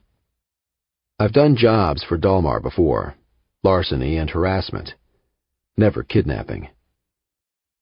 Uh-huh. I peek out at the girl who's standing awkwardly in the living room. She's waiting for me to finish up the call. Then she'll split. I move away. I get as far away as I can. I carefully slide a semi-automatic from the drawer. 2:15, he says. I know where to meet. Some dark corner of the underground, where only homeless men wander at this time of night. I check my watch. I'm supposed to pull up behind a gray minivan. They grab the girl and leave the cash behind. That easy. I don't even have to get out of the car. 2:15, I say. The Dennett girl is all but 120 pounds. She's lost in the midst of insobriety and a splitting headache. This will be easy. She's already saying that she's going to go when I come back into the living room. She's headed to the front door. I stop her with a single arm around her waist. I draw her away from the door, my arm touching flesh. You're not going anywhere. No, really, she says. I have to work in the morning. She giggles. Like maybe this is funny, some kind of come-on. But there's the gun. She sees it. And in that moment, things change. There's a moment of recognition, of her mind registering the gun, of her figuring out what the fuck is about to happen. Her mouth parts and out comes a word. Oh. And it's almost an afterthought, really, when she sees the gun and says, What are you doing with that? She backs away from me, bumping into the couch. You need to come with me. I step forward, closing the gap. Where? She asks. When my hands come down on her, she jerks away. I unknot the arms and reel her in. Don't make this harder than it has to be. What are you doing with that gun? She snaps. She's calmer than I expect her to be. She's concerned, but not screaming, not crying. She's got her eyes bound to the gun. You just need to come with me. I reach out and grasp her arm. She's trembling. She slips away, but I hold her tight, twisting her arm. She cries out in pain. She shoots me a dirty look, hurt and unexpected. She tells me to let go, to keep my hands off her. There's a superiority in her voice that pisses me off, like she's the one running this show. She tries to rip free, but finds she can't. I won't let her. Shut up, I say. I grip her wrist tighter, and I know it hurts. My grasp is hurting her, leaving red finger marks along the flesh. This is a mistake, she barks. You've got this all wrong. There's this strange composure to her, though her eyes remain glued to the gun. I can't tell you how many times I've heard that line. Every so-called victim says I've made a mistake. Shut up, I snap this time, with more authority. I back her against the wall, bumping into a lamp as I do. It crashes to the floor, hitting the parquet with a nasty thud. The light bulb shatters, but the lamp doesn't break. I hold her there. I tell her to shut up. I say it over and over again, just shut the fuck up. She isn't saying a word. She's got on her poker face, though inside she must be going ballistic. Okay, she says then, as if this is her choice, as if she has any say in the matter. She nods her head scornfully. She'll come with me. Her eyes are steady, tired, but steady. Pretty, I think. She has pretty blue eyes. But then I force the thought from my mind. I can't think about shit like that, not right now, not before I hand her over to Dalmar. I need to finish the job, be through with it before I start to second-guess myself. With the gun pressed to her head, I tell her how it's going to be. She's going to come with me. If she screams, I pull the trigger. It's that simple. But she's not going to scream. Even I can see that. My purse, she says as we step over the bag she dropped to the floor when we made our way into the apartment hours ago, floundering with each other's clothes. Forget your fucking purse, I snarl. I drag her into the hallway, slam the door shut.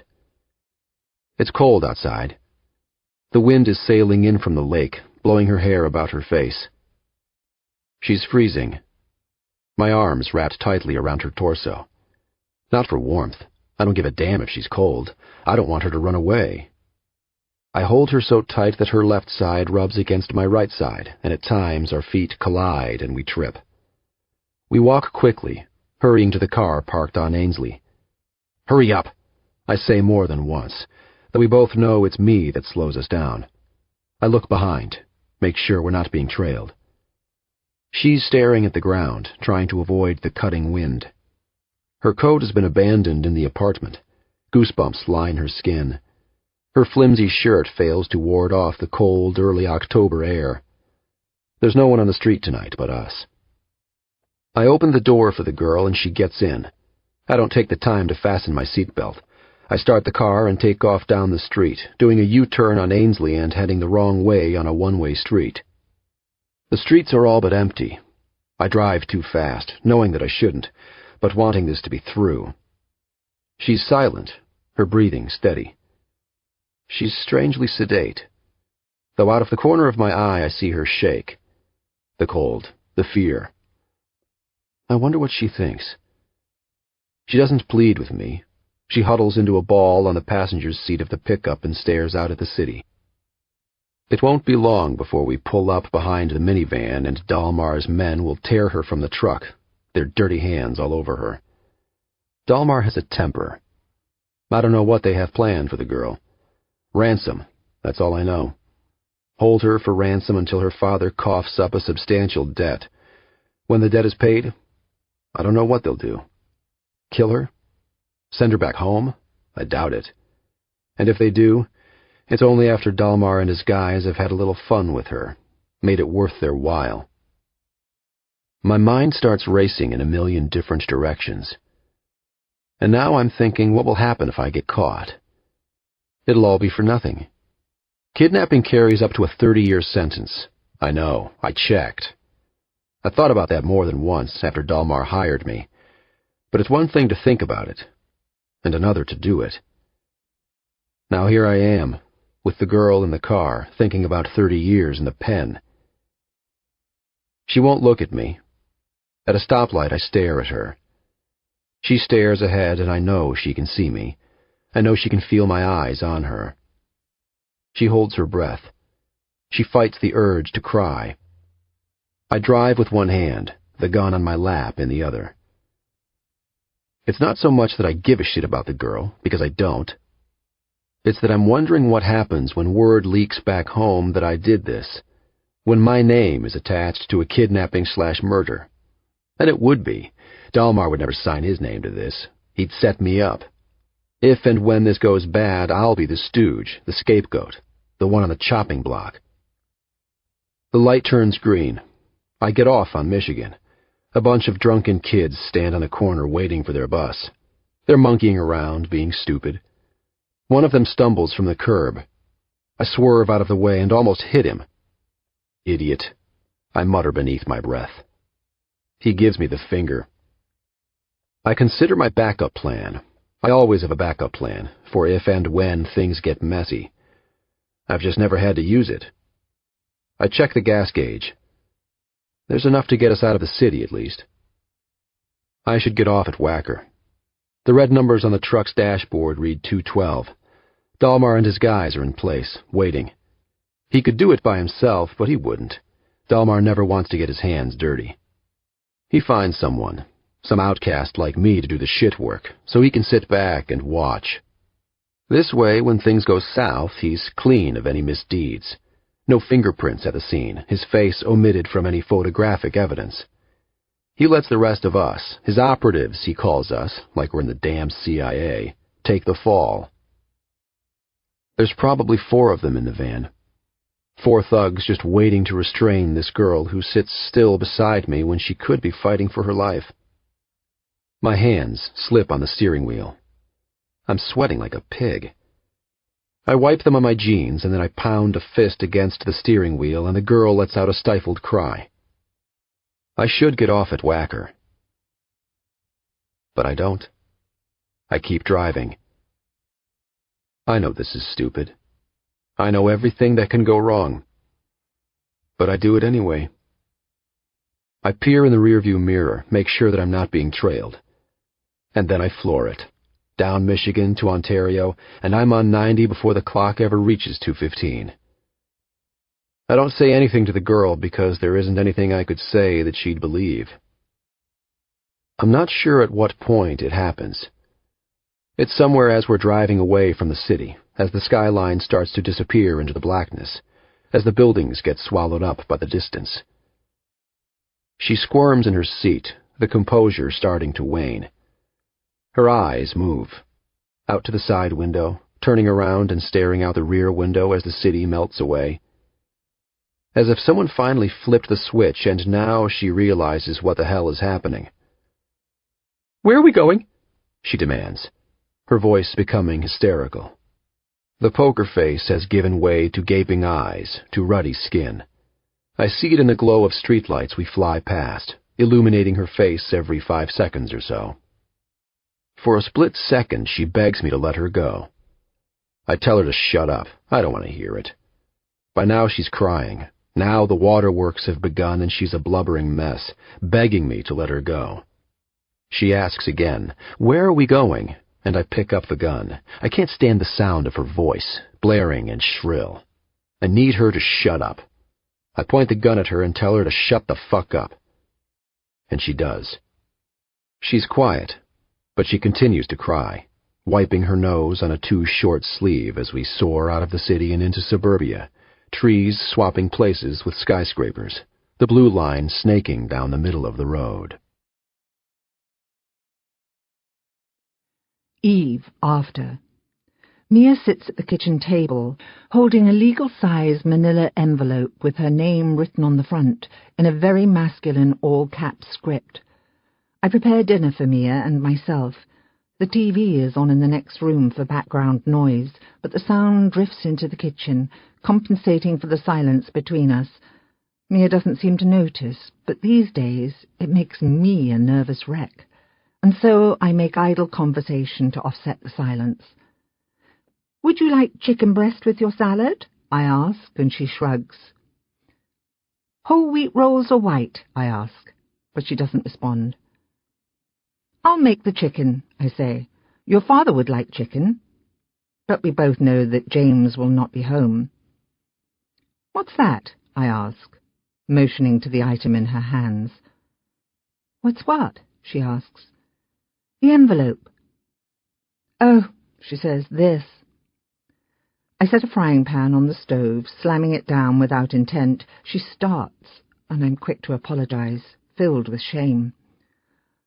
"Oh, Mia, honey, I didn't mean to startle you," I say, and it takes a moment for her to settle, to attach the rapid heartbeat and beads of sweat to the sound of the frying pan.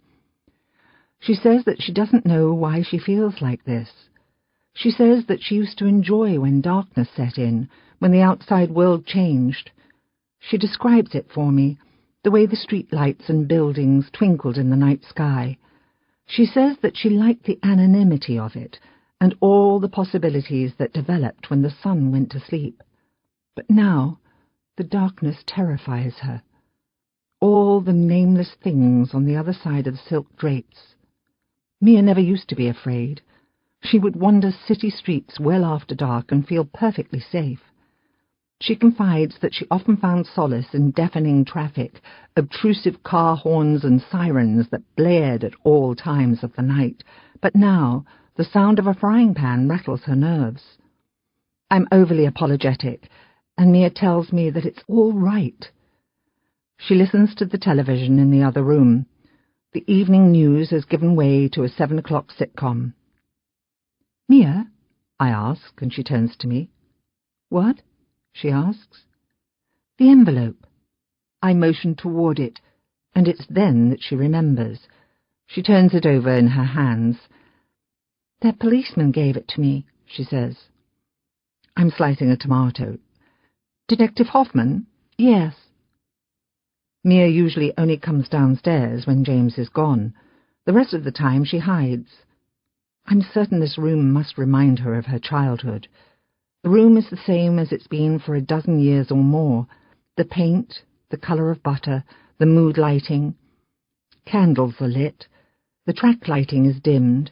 The table is a dark pedestal table with scrolled legs and matching upholstered chairs, where she spent too much time under a microscope as a child. I'm certain she feels like a child, unable to be left alone, having to be cooked for and constantly watched. Her independence is gone.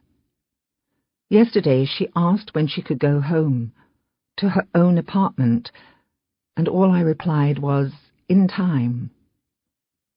James and I don't let her leave the house, not unless we're going to see Dr. Rhodes or to the police station. Running errands is out of the question.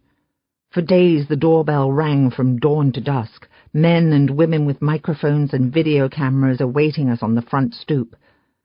"Mia Dennett? We'd like to ask you a few questions," they demand, forcing their microphones at Mia until I told her not to open the door and started ignoring the chime altogether. The telephone rang relentlessly, and those infrequent times I did answer it, the only thing I ever said was, "No comment." After a day or so, I started letting it go straight to voicemail, and then, when the ringing became too much to bear, I unplugged the phone from the wall. "Well, aren't you going to open it?" I remind Mia. She slides her finger under the flap and lifts it open. There's a single sheet of paper inside. She draws it carefully from the envelope and takes a look. I set the knife on a cutting board and saunter to the table beside Mia, feigning only a little interest when I'm absolutely certain I'm the more attentive of us two. It's a photocopy, a drawing from a sketch pad, with circles lining the top where the original was ripped from its spiral binding. It's a drawing of a person, a woman, I can only assume from the longish hair. "I drew this," Mia says to me, but I slip the drawing from her hands. "May I ask, dropping into the chair beside her. "Why do you say that?" I ask, my hands beginning to tremble, my stomach turning somersaults inside me. Mia has been drawing for as long as I can remember. She's a talented artist. I asked her once why she loved to draw, why it was something with which she was so enamored. She told me that she drew because it was the only way she could bring about change. She could turn geese to swans or a cloudy day to sun. It was a place where reality didn't have to exist. But this picture is something else entirely. The eyes are perfectly circular, the smile the sort she learned to draw in grade school. The eyelashes are upwardly pointing lines. The face is malformed. "It came from the same notebook, the one Detective Hoffman had, the one with my drawings." "You didn't draw this," I say with absolute certainty. "Maybe 10 years ago when you were first learning, but not now. This is much too ordinary for you. It's mediocre at best." A timer beeps and I rise to my feet. Mia reaches for the page to have a second look. "Why would the policeman give this to me then?" she asks, turning the envelope over in her hands. I tell her that I don't know. I'm setting whole wheat rolls onto a cookie sheet that will bake in the oven when Mia asks, "Then who? Who drew this?" On the stove, the chicken sears. I lower the cookie sheet into the bottom of the oven. I flip the chicken, and begin dicing a cucumber as if perhaps it was Colin Thatcher himself lying on the cutting board before me. I shrug my shoulders. "That picture," I say, trying hard not to cry. Mia sits at the table examining that picture, and I see it, clear as day, the long hair, the circular eyes, the U-shaped smile. "That picture," I say, "it's you." Colin. Before. We're on the Kennedy before I ever bothered to turn on the heat. Somewhere into Wisconsin, I turn on the radio. Static blares out of the rear speakers. The girl is watching out the side window. She doesn't say a thing. I'm certain a pair of headlights has followed us the entire length of Interstate 90, but they disappear just outside of Janesville, Wisconsin. I exit the interstate. The road is dark and deserted and seems to lead to nowhere. I pull into a gas station. There isn't an attendant on duty. I kill the engine and get out to fill up the tank, bringing the gun with me. I've got my eyes on her the entire time when I see a glow from inside the truck, the light from a cell phone that's come to life. How could I be so stupid? I thrust open the door, scare the shit out of her. She jumps, tries to hide the phone under her shirt. "Give me your phone," I snap, ticked I forgot to ditch her phone before we left. The light from the gas station fills the truck. She's a damn mess. Makeup down her face, her hair a catastrophe. "Why?" she asks. I know she's not this dumb. "Just give it to me." "Why?" "Just give it to me." "I don't have it." She lies. "Give me the fucking phone!" I yell as I reach over and yank it from beneath her shirt. She tells me to get my hands off her. I check the phone. She got as far as finding the contact list, but that's all. As I go to fill up the tank, I make sure it's off, then dump it into the trash. Even if the cops trace the signal, we'll be nowhere around when they do. I scavenge the back of the truck for something. Rope, an extension cord, a piece of fucking string. I bind her hands together, tight enough that she cries out in pain. "Try that again," I say when I get back in the truck, "and I'll kill you." I slam the door and start the engine. There's only one thing that's certain. When I didn't show up with the girl, Delmar sent everyone he knows after us. By now they've torn apart my apartment. There's a hit out on both our heads. There isn't a chance in hell I'm going back. If this girl is dumb enough to try, she'll be dead. But I won't let that happen. She'll tell them where I am before they kill her, but I'll kill her first. I've already done enough good deeds. We drive through the night. She closes her eyes, only for a couple of seconds, then jerks them open again and searches the truck to realize that it isn't a nightmare. It's all real. Me, the dirty truck, its vinyl seats torn, cotton falling out, the static on the radio, the endless fields and the dark night sky. The gun sits on my lap. I know she doesn't have the guts to reach for it, and my hands clutch the steering wheel as I drive slower now that I know we're not being followed. She asks once why I'm doing this, her voice shaking as she speaks. "Why are you doing this to me?" she asks. It's somewhere around Madison. She'd gone all this time in silence, listening to some Catholic priest ramble on and on about original sin, his voice cutting out every third or fourth word. And then, all of a sudden, "Why are you doing this to me?" And it's the "to me" part that really rubs me the wrong way. She thinks it's all about her. It doesn't have a thing to do with her. She's a pawn, a puppet, a sacrificial lamb. "Don't worry about it," I say. She doesn't like this answer. "You don't even know me," she accuses in a patronizing way. "I know you," I say, with a fleeting look her way. It's dark in the car. I can't see more than an outline, obscured by the blackness outside the window. "What did I do to you? What did I ever do to you?" she pleads. She never did a thing to me. I know it, she knows it. But I tell her to shut up anyway. Enough. And when she doesn't, I say it again. Just shut up. The third time, I scream, "Just shut the fuck up!" the gun flailing about and pointing her way. I swerve off the road and slam on the brakes. I step from the truck and already she's screaming at me to leave her alone. I reach in the bed of the truck for a roll of duct tape, tear off a piece with my teeth. There's a chill in the air, the sound of the occasional semi-truck soaring down the road in the middle of the night. "What are you doing?" she asks, her feet kicking at me the minute I open her door. She kicks hard and gets me in the gut. She's a fighter, I'll give her that. But the only thing it does is make me pissed. I force my way into the truck, slap the duct tape over her moving lips and say, "I told you to shut up." And she does. I get back in the truck and slam the door, pulling blindly out onto the interstate, the wheels kicking up gravel from the shoulder of the road. It's no wonder, then, that it takes a good 100 or so miles for her to tell me she has to pee, to get the guts to lay a trembling hand on my arm and get my attention. "What?" I snap, pulling my arm away from her hand. It's approaching dawn. She's wiggling in her seat. There's a sense of urgency in her eyes. I rip off the duct tape and she lets out a moan. It hurt. It hurt like hell. Good, I think to myself. That'll teach her to keep her mouth shut when I tell her to. "I have to use the bathroom," she mumbles. Afraid. I pull into the gravel parking lot of some run-down truck stop outside Eau Claire. The sun is beginning to rise over a dairy farm to the east. A herd of Holsteins grazes along the road. It's going to be a sunny day, but it's damn cold. October. The trees are changing. In the parking lot, I hesitate.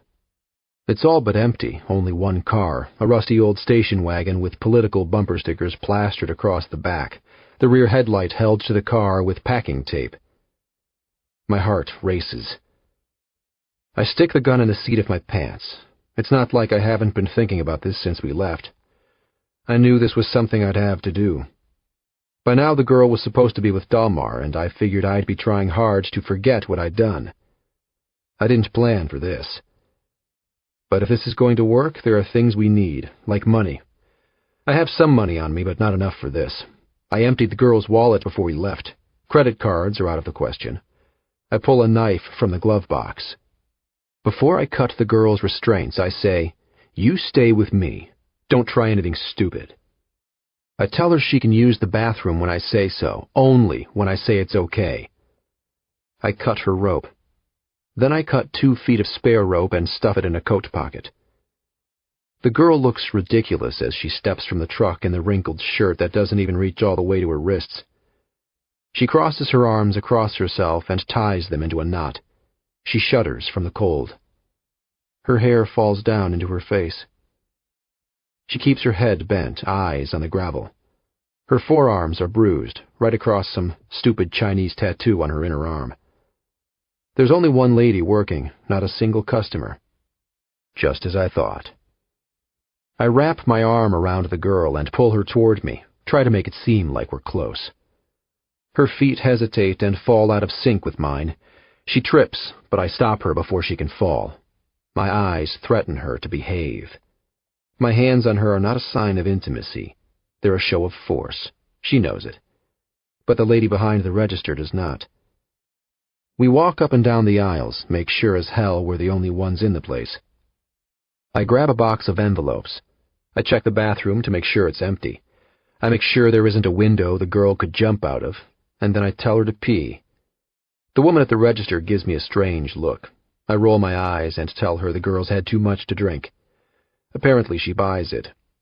It seems to take forever for the girl to pee, and when I peek inside again, she's standing before the mirror, splashing water on her face. She stares at her reflection for a long time. "Let's go," I say after a minute. And then we head to the register to pay for the envelopes. But we don't pay for the envelopes. The lady's distracted, watching old 1970s reruns on a 12-inch TV. I look around, make sure there's no cameras in the place. And then I come up behind her, pull the gun from the seat of my pants, and tell her to empty the fucking register. I don't know who panics more. The girl freezes, her face filled with fear. Here I am, with the barrel of the gun pressed against some middle-aged lady's gray hair, and she's a witness, An accomplice. The girl starts asking what I'm doing, over and over again. "What are you doing?" she cries. I tell her to shut up. The lady is begging for her life. "Please don't hurt me. Please just let me go." I shove her forward, tell her again to empty the register. She opens it and starts jamming stacks of cash into a plastic shopping bag with a big smiley face and the words, "Have a nice day." I tell the girl to look out the window, tell me if anyone's coming. She nods, submissively, like a child. "No," she chokes between tears. "No one." And then she asks, "What are you doing?" I press the gun harder, tell the lady to hurry up. "Please, please don't hurt me." "The quarters, too," I say. There are rolls of them. "You got any stamps?" I ask. Her hands start to move to a drawer, and I bark out, "Don't touch a damn thing! Tell me, you got any stamps?" Because for all I know, there's a semi-automatic in that drawer. She whimpers at the sound of my voice. "In the drawer," she cries. "Please don't hurt me," she begs. She tells me about her grandchildren, 2 of them, a boy and a girl. The only name I catch is Zelda. What kind of stupid name is Zelda, anyway? I reach into the drawer and find a book of stamps and toss them into the shopping bag, which I yank from her hands and give to the girl. "Hold that," I say. "Just stand there and hold it." I let the gun point at her for a split second, just so she knows I'm not screwing around. She lets out a cry and ducks, as if maybe, just maybe, I actually shot her. I tie the lady to a chair with the rope from my pocket. Then I shoot the phone for good measure. Both of the women scream. I can't have her calling the cops too soon. There's a pile of sweatshirts beside the front door. I grab one and tell the girl to put it on. I'm sick and tired of watching her shiver. She slips it over her head and static takes control of her hair. It's about the ugliest shirt I've ever seen.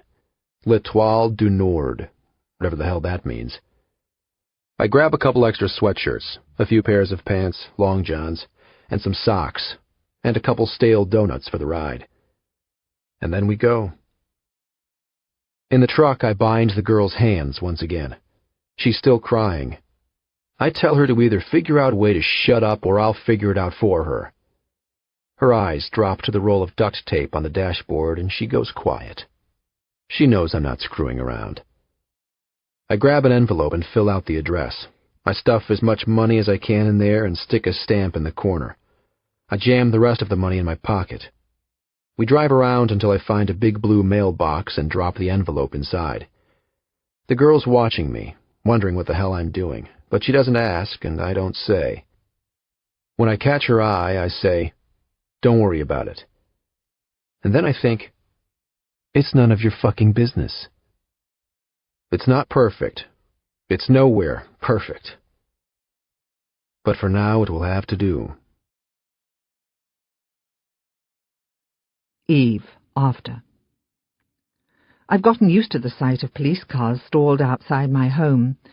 There are 2 of them there, day and night, 4 uniformed guards keeping an eye on Mia.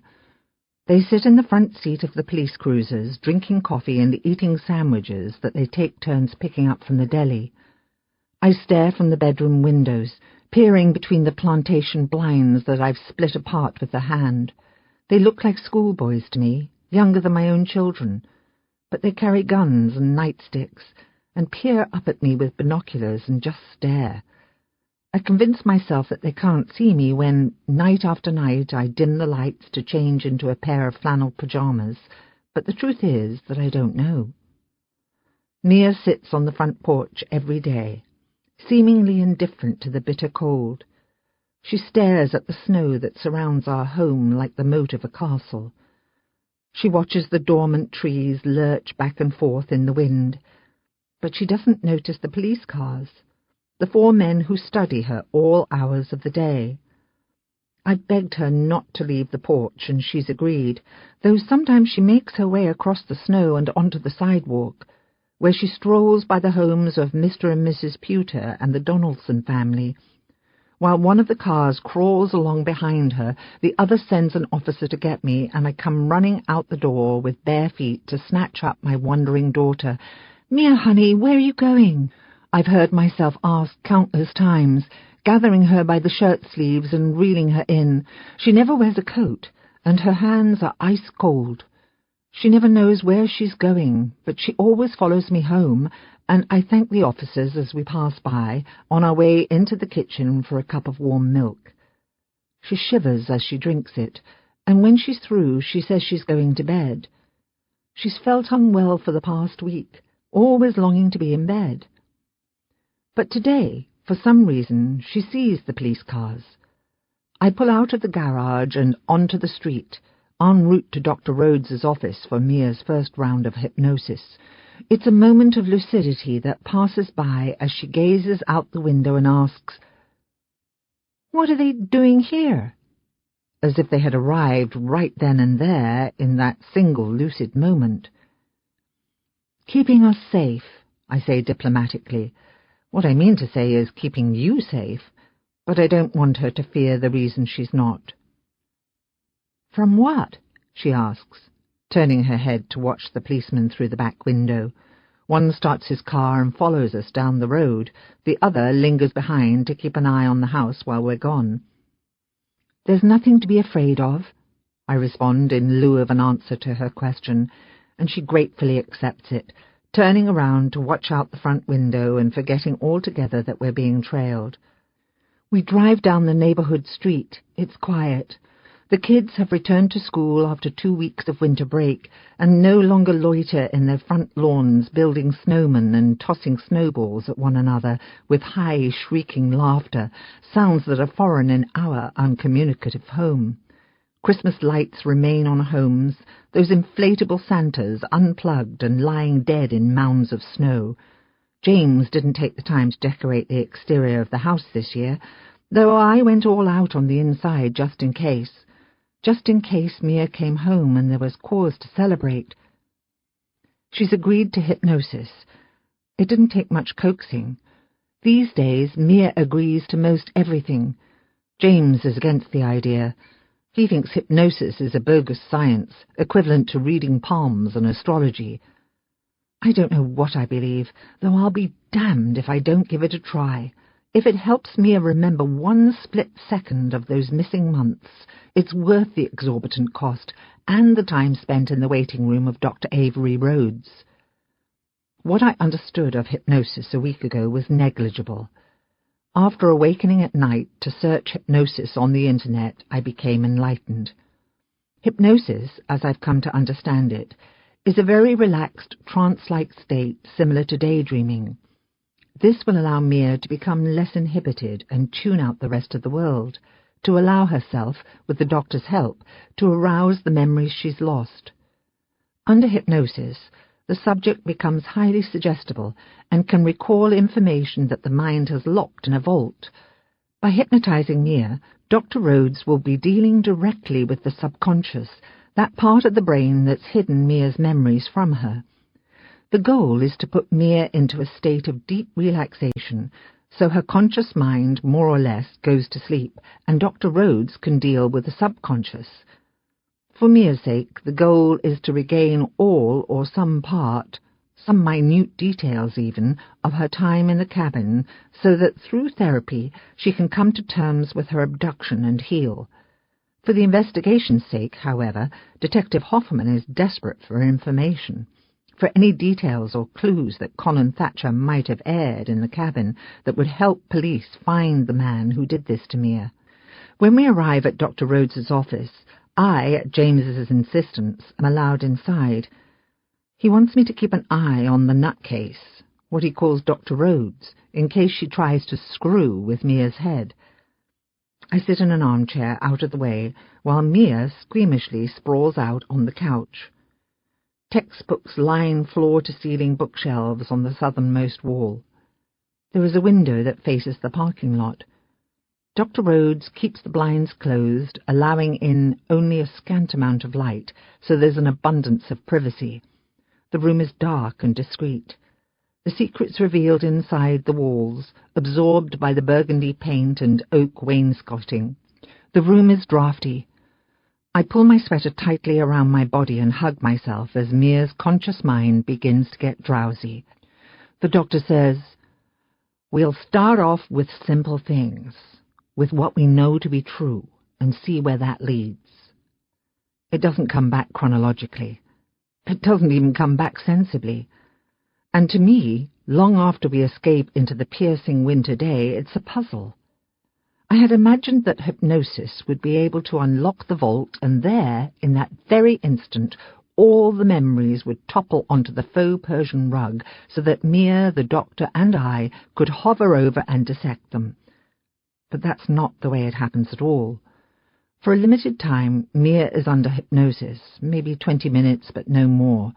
The door is open, and Dr. Rhodes, with a kind, harmonious voice, is trying to pry away the cookies' layers to get at the cream filling.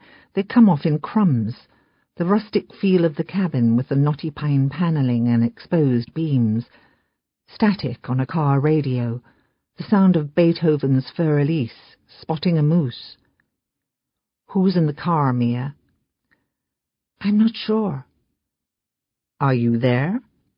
Yes. Are you driving the car? No. Who's driving the car? I don't know. It's dark. What time of day is it? Early morning. The sun is just beginning to rise. You can see out the window? Yes. Do you see stars? Yes. And the moon? Yes. A full moon? No. She shakes her head. A half moon. Do you know where you are? On a highway. It's a small 2-lane highway, surrounded by woods. Are there other cars? No. Do you see street signs? No. Do you hear anything? Static from the radio. There's a man speaking, but his voice... They're static. Mia is lying on the couch with her legs crossed at the ankles. It's the first time I've seen her relax in the last 2 weeks. Her arms are folded against a bare midriff, her chunky cream sweater having hiked up an inch or two when she laid down, as if she's been placed in a casket. Can you hear what the man is saying? Dr. Rhodes asks from where she sits on a maroon armchair beside Mia. The woman is the epitome of together. Not a wrinkle in her clothing, not a hair out of place. The sound of her voice is monotonous. It could lull me to sleep. Temperatures in the 40s, plenty of sun. The weather forecast? It's a disc jockey. The sound is coming from the radio. But the static, the front speakers don't work. The voice comes from the back seat. Is there someone in the back seat, Mia? No, it's just us. Us? I can see his hands in the darkness. He drives with 2 hands, holding the steering wheel so tightly. What else can you tell me about him? Mia shakes her head. Can you see what he's wearing? No. But you can see his hands? Yes. Is there anything on his hands? A ring? Watch? Anything? I don't know. What can you tell me about his hands? They're rough. You can see that? You can see that his hands are rough? I scoot to the edge of my seat, hanging on to Mia's every last muted word. I know that Mia, the old Mia, pre-Colin Thatcher, would have never wanted me to hear this conversation. This question she doesn't answer. Is he hurting you? Mia twitches on the couch, pushing aside the question. Dr. Rhodes asks again, did he hurt you? Mia? There in the car, or maybe before? There's no response. The doctor moves on. What else can you tell me about the car? But Mia states instead, This wasn't supposed to happen. What wasn't, Mia? She asks. What wasn't supposed to happen? It's all wrong, Mia replies. She's disoriented, her visions cluttered, random memories running adrift in her mind. What is all wrong? There's no reply. Mia, what is all wrong? The car? Something about the car? But Mia says nothing. Not at first, anyway. But then she sucks her breath in violently and claims, "It's my fault! It's all my fault!" And it takes every bit of willpower I have not to rush from my seat and embrace my child. I want to tell her that no, it's not her fault. I can see the way it grieves her, the way her facial features tense up, her flattened hands turn to fists. "I did this," she says. "This is not your fault, Mia," Dr. Rhodes states. Her voice is pensive, soothing. I grip the arms of the chair in which I sit and force myself to remain calm.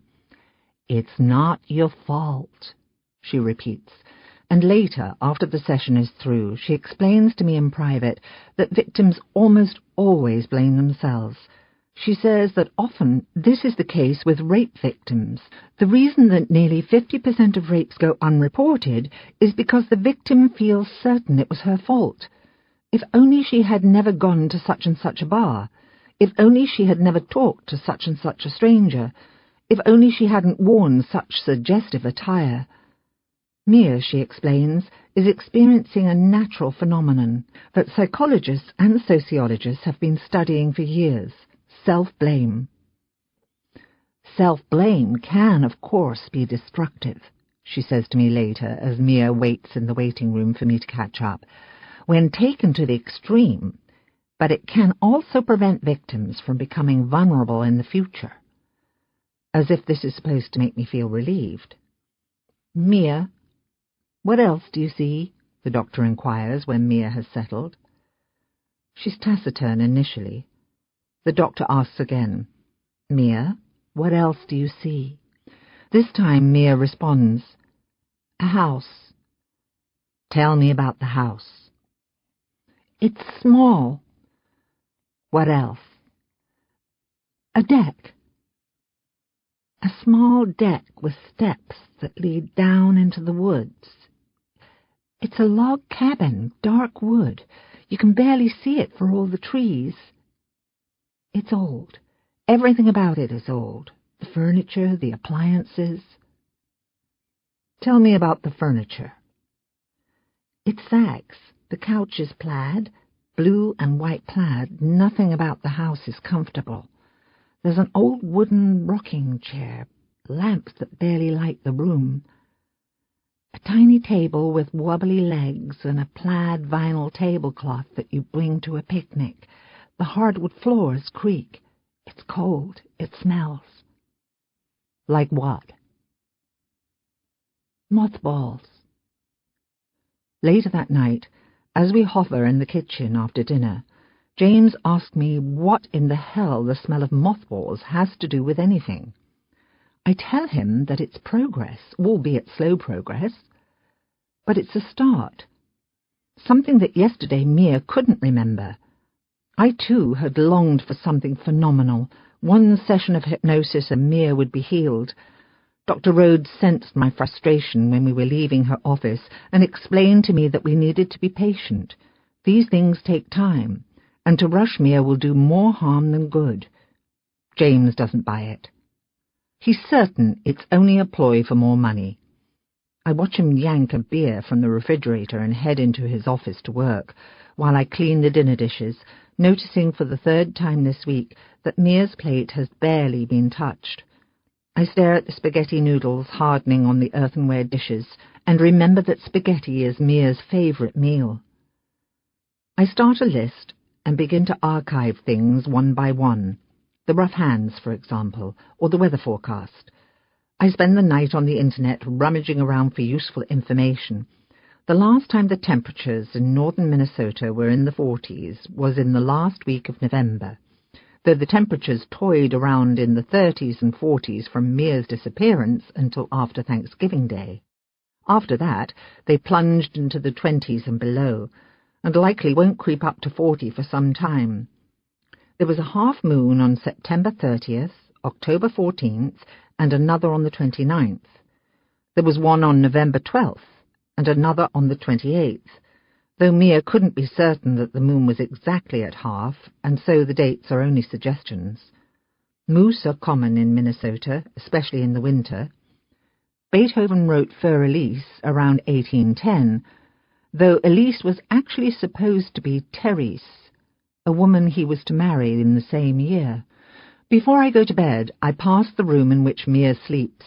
I silently open the door and stand there watching her. The way she is draped across the bed, the blanket thrust from her body at some point in the night, where it lies in a puddle on the floor. The moon welcomes itself into the bedroom through the slats on the plantation blinds, streaking Mia with traces of light across her face, down a set of knit eggplant pajamas, the right leg of which is hiked up to the knee and tossed across an extra pillow. It's the only time these days when Mia is at peace. I move across the room to cover her, and feel my body lower to the edge of the bed. Her face is serene, her soul calm, and though she's a woman, I still envision my blissful little girl long before she was taken away from me. Mia's being here feels too good to be true.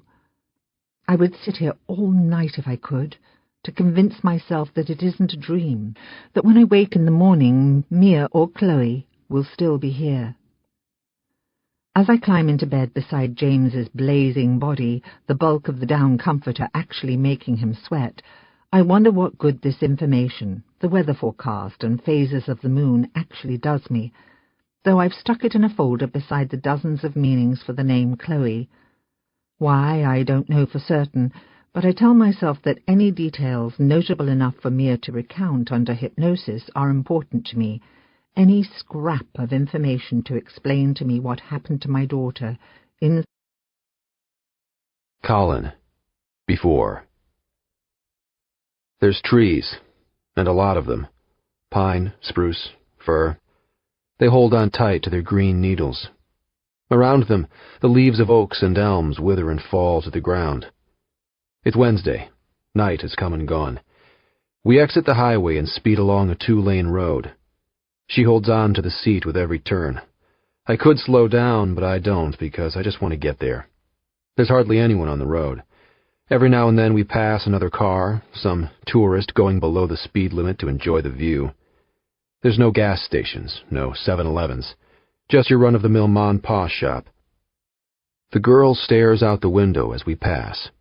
I'm sure she thinks we're in Timbuktu. She doesn't bother to ask. Maybe she knows. Maybe she doesn't care.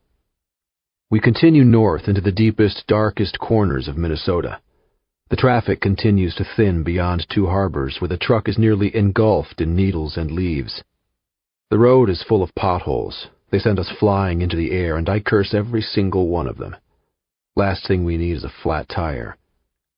I've been here before. I used to know the guy who owns the place, a crappy little cabin in the middle of nowhere. It's lost in the trees, the ground covered in a crunchy layer of dead leaves. The trees are little more than barren branches. I look at the cabin, and it's just like I remember, just like when I was a kid. It's a log home overlooking the lake. The lake looks cold. I'm sure it is. There's plastic lawn chairs out on the deck and a tiny grill. The world is desolate, no one around for miles and miles. Exactly what we need. I glide the truck to a stop and we get out. Yanking a crowbar from the back, we make our way up a hill to the old home. The cabin looks abandoned, as I knew it would be, but I look for signs of life anyway. A car parked in back, dark shadows through the windows. There's nothing. She stands motionless beside the truck. Let's go, I say. Finally, she climbs up the dozen or so steps to the deck. She stops to catch her breath. Hurry up, I say. For all I know, we're being watched. I knock on the door first, just to make sure that we're alone, and then I tell the girl to shut up and I listen. It's silent. I use the crowbar to jimmy the door open. I break the door. I tell her I'll fix it later. I slide an end table before the door to keep it closed. The girl stands with her back pressed to a wall made of red pine logs. She looks around. The room is small. There's a saggy blue couch and ugly plastic red chair, and a wood-burning stove in the corner that doesn't give off an ounce of heat. There are photos of the cabin when it was being built, old black and whites shot with a box camera, and I remember being told by the guy about it when I was a kid, about how the people who built the home 100 years ago picked this location not for the view, but for the row of pine trees just east of the cabin that shield it from the driving winds. As if he had any way of knowing what thoughts ran through their minds, those people, dead by now, who built the home. I remember, even back then, staring at his greasy, receding hairline and pockmarked skin and thinking, he's full of crap. There's the kitchen with mustard-colored appliances and linoleum floors and a table covered in a plastic tablecloth. Dust covers everything in sight. There are spider webs and a layer of dead Asian beetles on the windowsills. It smells. Get used to it, I say. I see the disgust in her eyes. I'm sure the judge's house would never look like this. I flip the light switch and test the water. Nothing. The cabin was winterized before he took off for the winter. It's not like we talk anymore, but I keep tabs on him anyway. I know his marriage fell through, again. Know he got arrested a year or so ago for a DUI. I know that a couple weeks ago, as he does every fall, he packed his shit and left, back to Winona, where he works for the DOT, clearing ice and snow off the roads. I yank a phone from a phone jack and, finding a pair of scissors in a kitchen drawer, cut the wire. I glance at the girl, who hasn't moved from the door. Her eyes are fixed on the plaid tablecloth.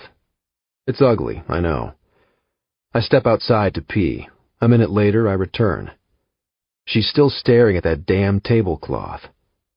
Why don't you make yourself useful and start a fire? I say. She puts her hands on her hips and stares at me, with that god-awful sweatshirt from the gas station. Why don't you? She says. But her voice shakes, her hands shake, and I know she's not as fearless as she wants me to think. I stomp outside and bring in 3 logs of firewood and drop them to the ground beside her feet. She jumps. I hand her some matches, which she lets drop to the floor, the carton opening and matches falling out. I tell her to pick them up. She ignores me. She needs to understand that I'm the one in the driver's seat, not her. She's along for the ride, so long as she keeps her mouth shut and does what I say. I yank the gun from a pocket and attach the magazine. And I point it at her. At those pretty blue eyes that go from sure to not so sure as she whispers to me, "You've got this all wrong." And as I cock the hammer, I tell her to pick up the matches and start a fire. And I'm wondering if this was a mistake, if I should have just handed her over to Dalmar. I don't know what I expected from the girl, but this sure as hell isn't it. I never figured I'd end up with an ingrate. She's staring at me, a challenge, seeing if I have it in me to kill her. I take a step closer, and I hold the gun to her head. And then she caves. She drops to the floor and with those shaking hands picks up the matches, one by one, and drops them in the cardboard box. And I stand there with the gun pointed at her while she scrapes one match and then another against the striking surface. The flame burns her fingers before she can start a fire. She sucks on her finger and then tries again, and again, and again. She knows I'm watching her. By now her hands are shaking so much she can't light the damn match. "Let me do it," I say, as I come up quickly behind her. She flinches. I start a fire without any trouble and brush past the girl, into the kitchen, looking for food. There's nothing, not even a box of stale crackers. "What now?" she asks, but I ignore her. "What are we doing here?" I walk around the cabin, just to make sure. The water doesn't work. Everything has been shut off for the winter. Not that I can't fix it. It's reassuring. When he winterized the house, he wasn't planning on coming back until spring, the time of year he goes underground, lives like a hermit for 6 months of the year. I can hear her pacing about, waiting for someone or something to come barreling through the front door and kill her. I tell her to stop. I tell her to sit down. She stands there for a long time before she finally backs a plastic chair against the wall opposite the front door and drops down in the seat. She waits. It's apocalyptic, watching her sit there, staring at the front door, waiting for the end to come. Night comes and goes. Neither of us sleeps. The cabin will be cold by winter. It was never meant to be lived in beyond November 1st. The only source of heat in the cabin is a wood-burning stove. There's antifreeze in the john. The electricity had been shut off. That I fixed last night. I found the main breaker and flipped it back on. I literally heard the girl thank God for the 25 watts given off by an ugly table lamp. I made my way around the periphery of the cabin. I checked out a shed out back that's filled with a bunch of crap nobody'd ever need, and a few things that might come in handy, like a toolbox. Yesterday I told the girl she'd have to piss outside. I was too tired to deal with plumbing. I'd watched her walk down the stairs as if she was walking the plank. She hid herself behind a tree and slid down her pants. She squatted where she thought I couldn't see, and then, because she wouldn't dare touch her ass with a leaf, she opted to air dry. She only peed once. Today I find the main water valve and slowly let the water in. It sprays at first, then begins to flow normally. I flush the toilet and run the sinks to get rid of the antifreeze. I make a mental list of the things we need: insulation and more duct tape for the pipes, toilet paper, food. She's pretentious, smug and arrogant, a prima donna. She ignores me because she's pissed off and scared, but also because she thinks she's too good for me. She sits on the ugly red chair and stares out the window. At what? At nothing.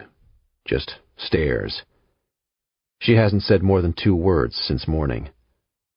Let's go, I say. I tell her to get back in the car. We're going for a ride.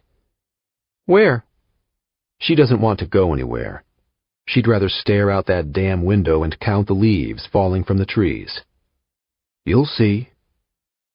She's scared. She doesn't like the uncertainty. She doesn't move, but watches me with fake courage and deluded defiance when I know she's fucking scared to death. You want to eat, don't you? Apparently she does. And so we head outside. We get back in the truck and take off for Grand Marais. I make a plan in my head. Get out of the country, soon. I'll leave the girl behind. I don't need her slowing me down. I'll get a flight to Zimbabwe or Saudi Arabia, someplace where they can't extradite me. Soon, I tell myself. I'll do it soon. I'll tie her up in the cabin and hightail it to Minneapolis for a flight before she has a chance to spread my face all over Interpol. I tell her that I can't call her Mia, not in public. Soon enough word will leak out that the girl's missing.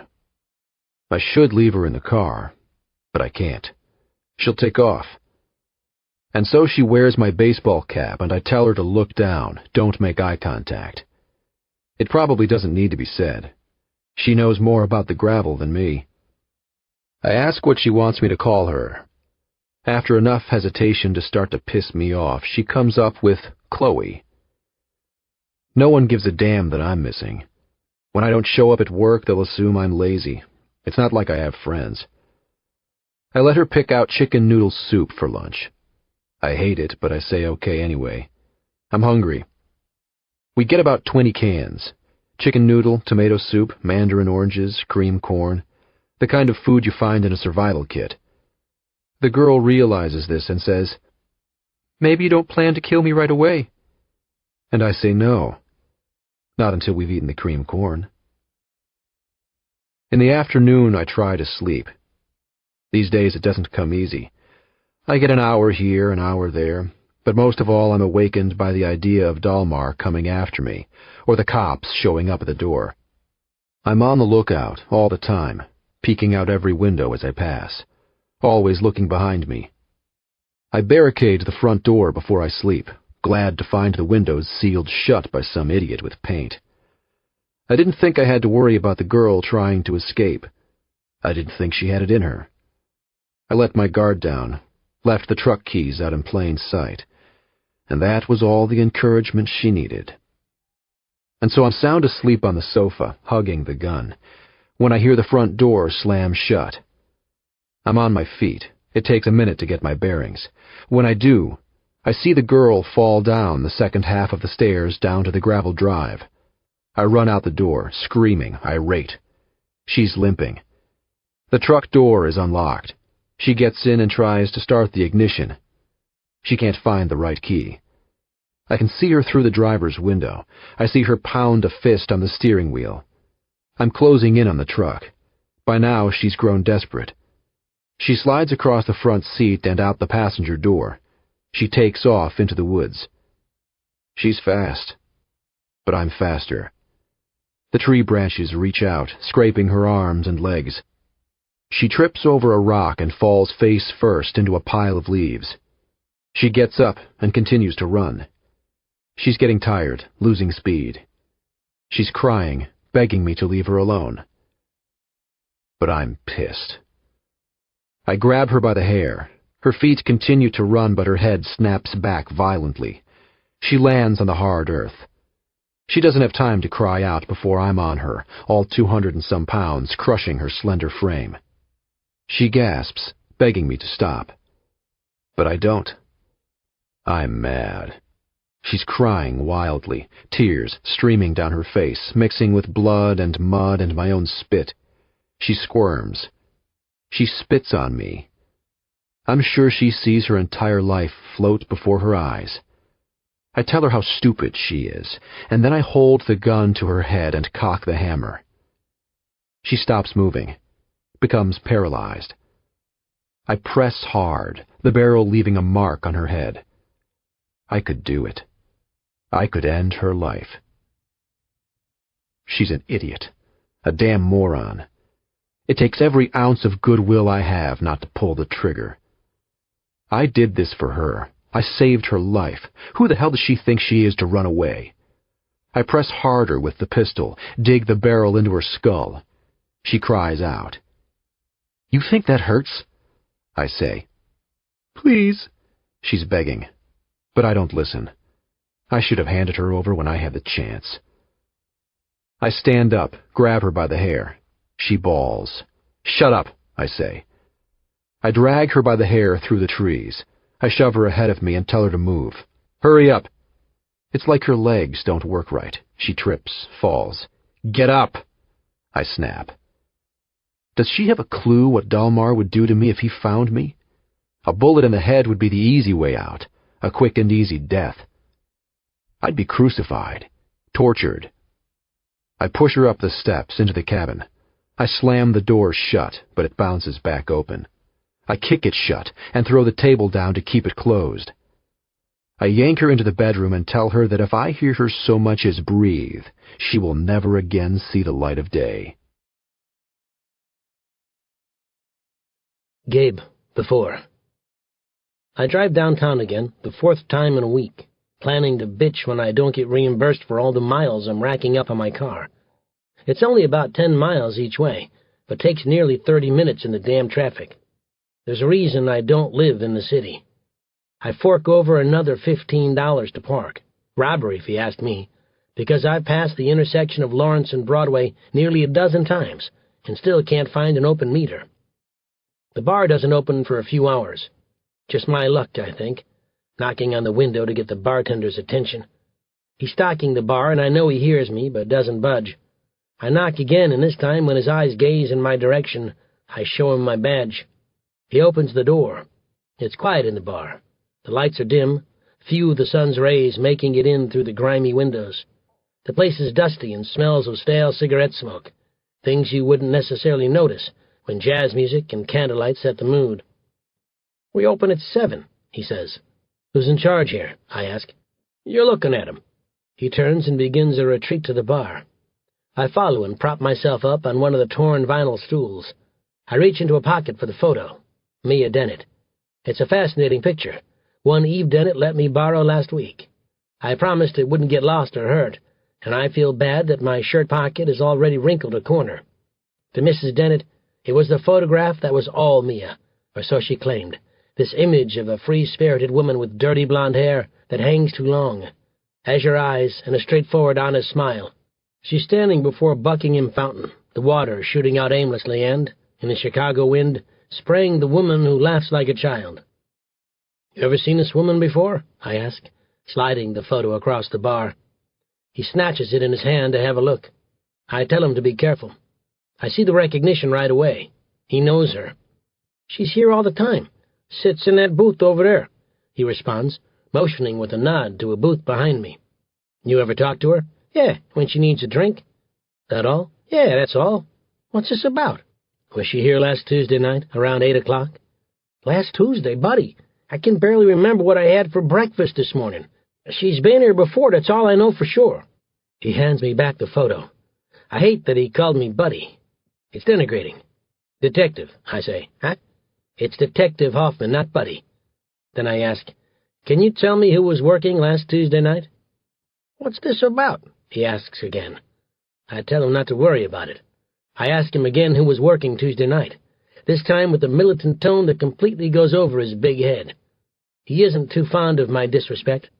He knows he could kick my ass if he wanted to. Only one problem. I carry a gun. But he retreats into a back room anyway.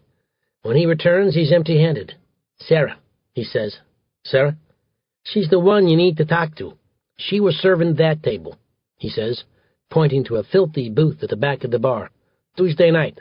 She'll be here in an hour." For a while I sit at the bar and watch him stock bottles of booze. I watch him refill the ice bins and count money into the cash register.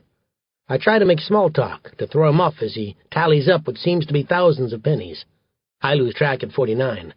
I pace. Sarah Roerig appears within an hour, coming through the front door with an apron in her hands. Her boss engages her in a secret exchange, during which her eyes turn to mine. There's a worried look on her face, a forced smile. I'm at the table, pretending to be rummaging around for clues, when all there is the vinyl booth and a slab of wood masquerading as a table.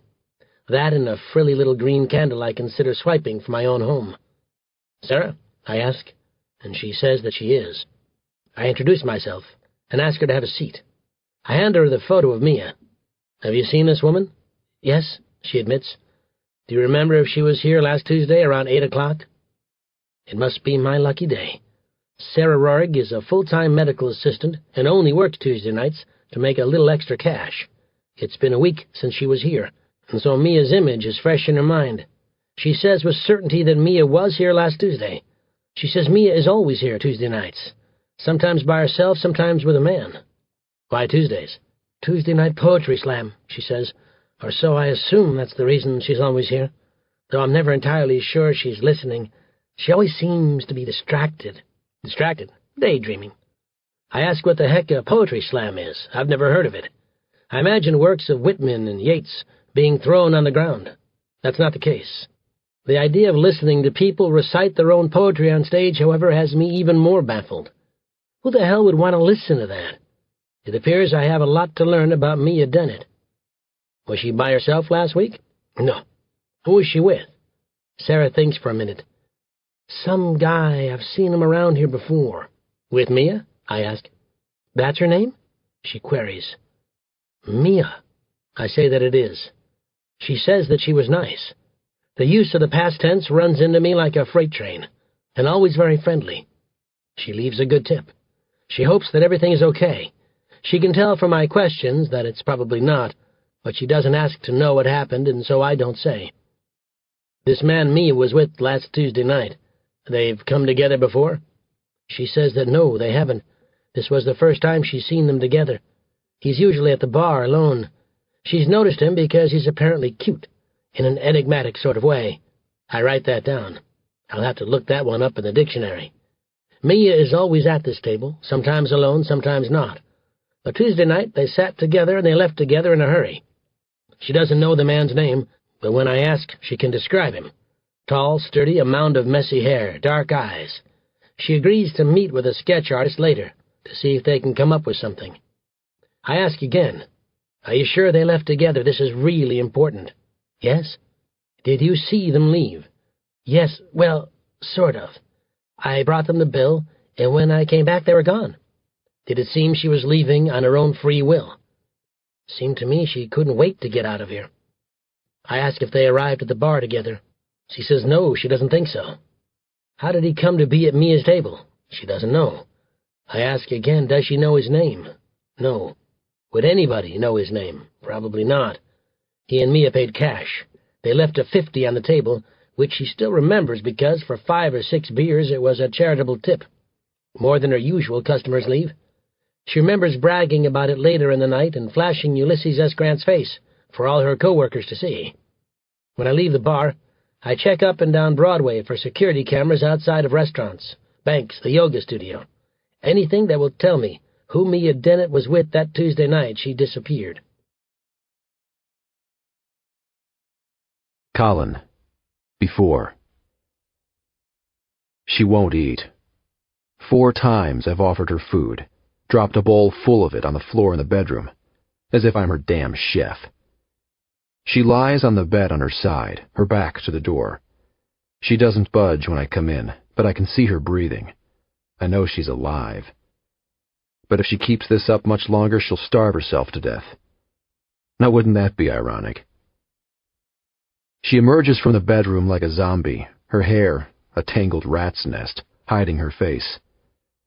She walks to the bathroom, does her thing, walks back. I ignore her, she ignores me. I told her to leave the bedroom door open. I want to make sure she isn't up to anything in there. But all she does is sleep. Until this afternoon. I'd been outside, chopping firewood. I worked up a sweat. I was out of breath. I came barreling into the cabin with my mind on one thing: water. There she stood in the middle of the room, stripped down to a lace bra and panties. She might as well have been dead. Her skin was drained of all color. Her hair was snarled, a bruise the size of a goose egg on her thigh. She had a busted lip and black eye, scratches from her run-in with the trees. Her eyes were bloodshot and swollen. Tears seeped from her eyes, down the albino skin. Her body convulsed, goosebumps everywhere my eyes could see. She walked with a limp, moving closer. She said to me, "Is this what you want?" I stared. At her hair, falling mindlessly over the ivory shoulders. At her pale, neglected skin. At the hollow craters of her collarbone and her perfectly shaped belly button. At her panties, cut high, and her long legs. At her ankle, so swollen it might be sprained. At the tears that dripped to the floor before her bare feet, beside ruby-red toenails. Beside legs that shook when they walked, so that I thought they might give. At the snot that dripped from her nose, her crying no longer containable as she reached out and placed a shaking hand on my belt and started to unfasten the clasp. "Is this what you want?" she asked again, and for the time being I let her get both hands on my belt. I let her take it off and drop it to the floor. Let her undo the button of my jeans and slide the zipper. I couldn't say that it wasn't what I wanted. She reeked, as did I. Her hands were like ice when she touched me. But that wasn't it. That wouldn't have stopped me. I gently pushed her away. "Stop," I whispered. "Let me," she begged. She thought it would help. She thought it would change things. "Get your clothes on," I said. I closed my eyes. I couldn't look at her. She stood before me. "Don't." She forced my hands on her. "Stop." She didn't believe me. "Stop," I said louder this time, with more potency, and then added, "Just stop it already," as I pushed her away from me. I told her to get her fucking clothes on. I hurried out of the cabin, grabbed the axe, and began chopping the firewood, vigorously, maniacally. I forgot all about the water. Eve, before. It's the middle of the night, and, as has been the case for a week now, I can't sleep. Memories of Mia visit me all hours of the day and night. An image of 1-year-old Mia in an olive-coloured bubble outfit, her chubby thighs bulging out while she tried unsuccessfully to walk, hot pink toenails on precious 3-year-old feet, the sound of her wail when her ears were pierced, but later, watching for hours as she admired the opal gems in the bathroom mirror. I'm standing in the open pantry of our darkened home, the clock above the kitchen stove reading 3:12 a.m. I groped the shelves blindly for chamomile tea, knowing I'd hidden a box somewhere, but also certain it would take much more than chamomile tea to help me sleep. I see Mia making her first communion. See the distaste on her face when she first laid the body of Christ on her tip of her tongue. I hear her laugh about it later, alone in her bedroom, just she and me, about how hard it was to chew and swallow, about how she almost choked on the wine. And then it hits me, like a load of bricks, this realization that suddenly overwhelms me. My baby might be dead, and there, in the middle of the pantry, in the middle of the night, I begin to weep. Falling to the floor, I press the ends of my pajamas to my face to stifle the sound. I envision her in that olive bubble, see her flash a toothless grin as she hangs onto the edge of the coffee table and laboriously makes her way to my outstretched hands. My baby might be dead. I'm doing what I can to help with the investigation, and yet it feels entirely trivial and frivolous because Mia isn't home. I spent an entire day in Mia's neighborhood, passing out missing flyers to everyone I passed. I taped the signs to lampposts and in store windows, an image of Mia on hot pink paper that was impossible to ignore. I met her friend Ayana for lunch, and together we went through the details of Mia's last day, desperate for oddities that might explain Mia's disappearance, of which there were none. I rode into the city with Detective Hoffman after he had secured a key for Mia's apartment and checked that it was not a crime scene, and together we sifted through Mia's belongings, through every circadian object, lesson plans and an address book, grocery lists and to-dos, hopeful for a clue. We found none. Detective Hoffman phones me once, sometimes twice a day. Hardly a day goes by that we don't speak. I find his voice, his gentle nature reassuring, and he's always amicable, even when James winds him up. James says that he's an idiot. The detective gives the impression that I'm the first to know any bit of information that crosses his desk, but I'm certain I'm not. He is proofreading the fine points before offering snippets to me. These snippets leave 1,000 what-ifs running through a mother's mind. I'm reminded of my daughter's dissolution with every breath I take. When I see mothers holding their children's hands, when I see children climbing onto the school bus, when I see postings of missing cats taped to the street posts, or hear a mother call her child by name. Detective Hoffman wants to know everything he possibly can about Mia. I rummage through old photographs in the basement. I come across old Halloween costumes and size 4 clothes, roller skates and Barbie dolls. I know there are other cases, other missing girls like Mia. I picture their mothers. I know there are girls who never come home. The detective reminds me that no news is good news. Sometimes he calls to tell me nothing at all, no information, in case I was wondering, which I always am. He humours me. He promises to do everything he can to find Mia. I can see it in his eyes when he looks at me, or when he lingers just a moment longer than he should, to make certain I'm not about to crumble. But I think of it all the time, about how hard it has become to stand and walk, about how impossible it's becoming to function and live in a world that still thinks of politics and entertainment and sports and the economy, when all I think about is Mia. I was certainly not the best mother. That goes without saying. I didn't set out to be a bad mother, however. It just happened. As it was, being a bad mother was child's play compared to being a good mother, which was an incessant struggle, a lose-lose situation 24 hours a day. Long after the kids were in bed, the torment of what I did or didn't do during those hours we were trapped together would scourge my soul. Why did I allow Grace to make Mia cry? Why did I snap at Mia to stop, just to silence the noise? Why did I sneak to a quiet place whenever I could? Why did I rush the days, will them to hurry by, so I could be alone? Other mothers took their children to museums, the gardens, the beach. I kept mine indoors as much as I could, so we wouldn't cause a scene. I lie awake at night wondering, what if I never have a chance to make it up to Mia?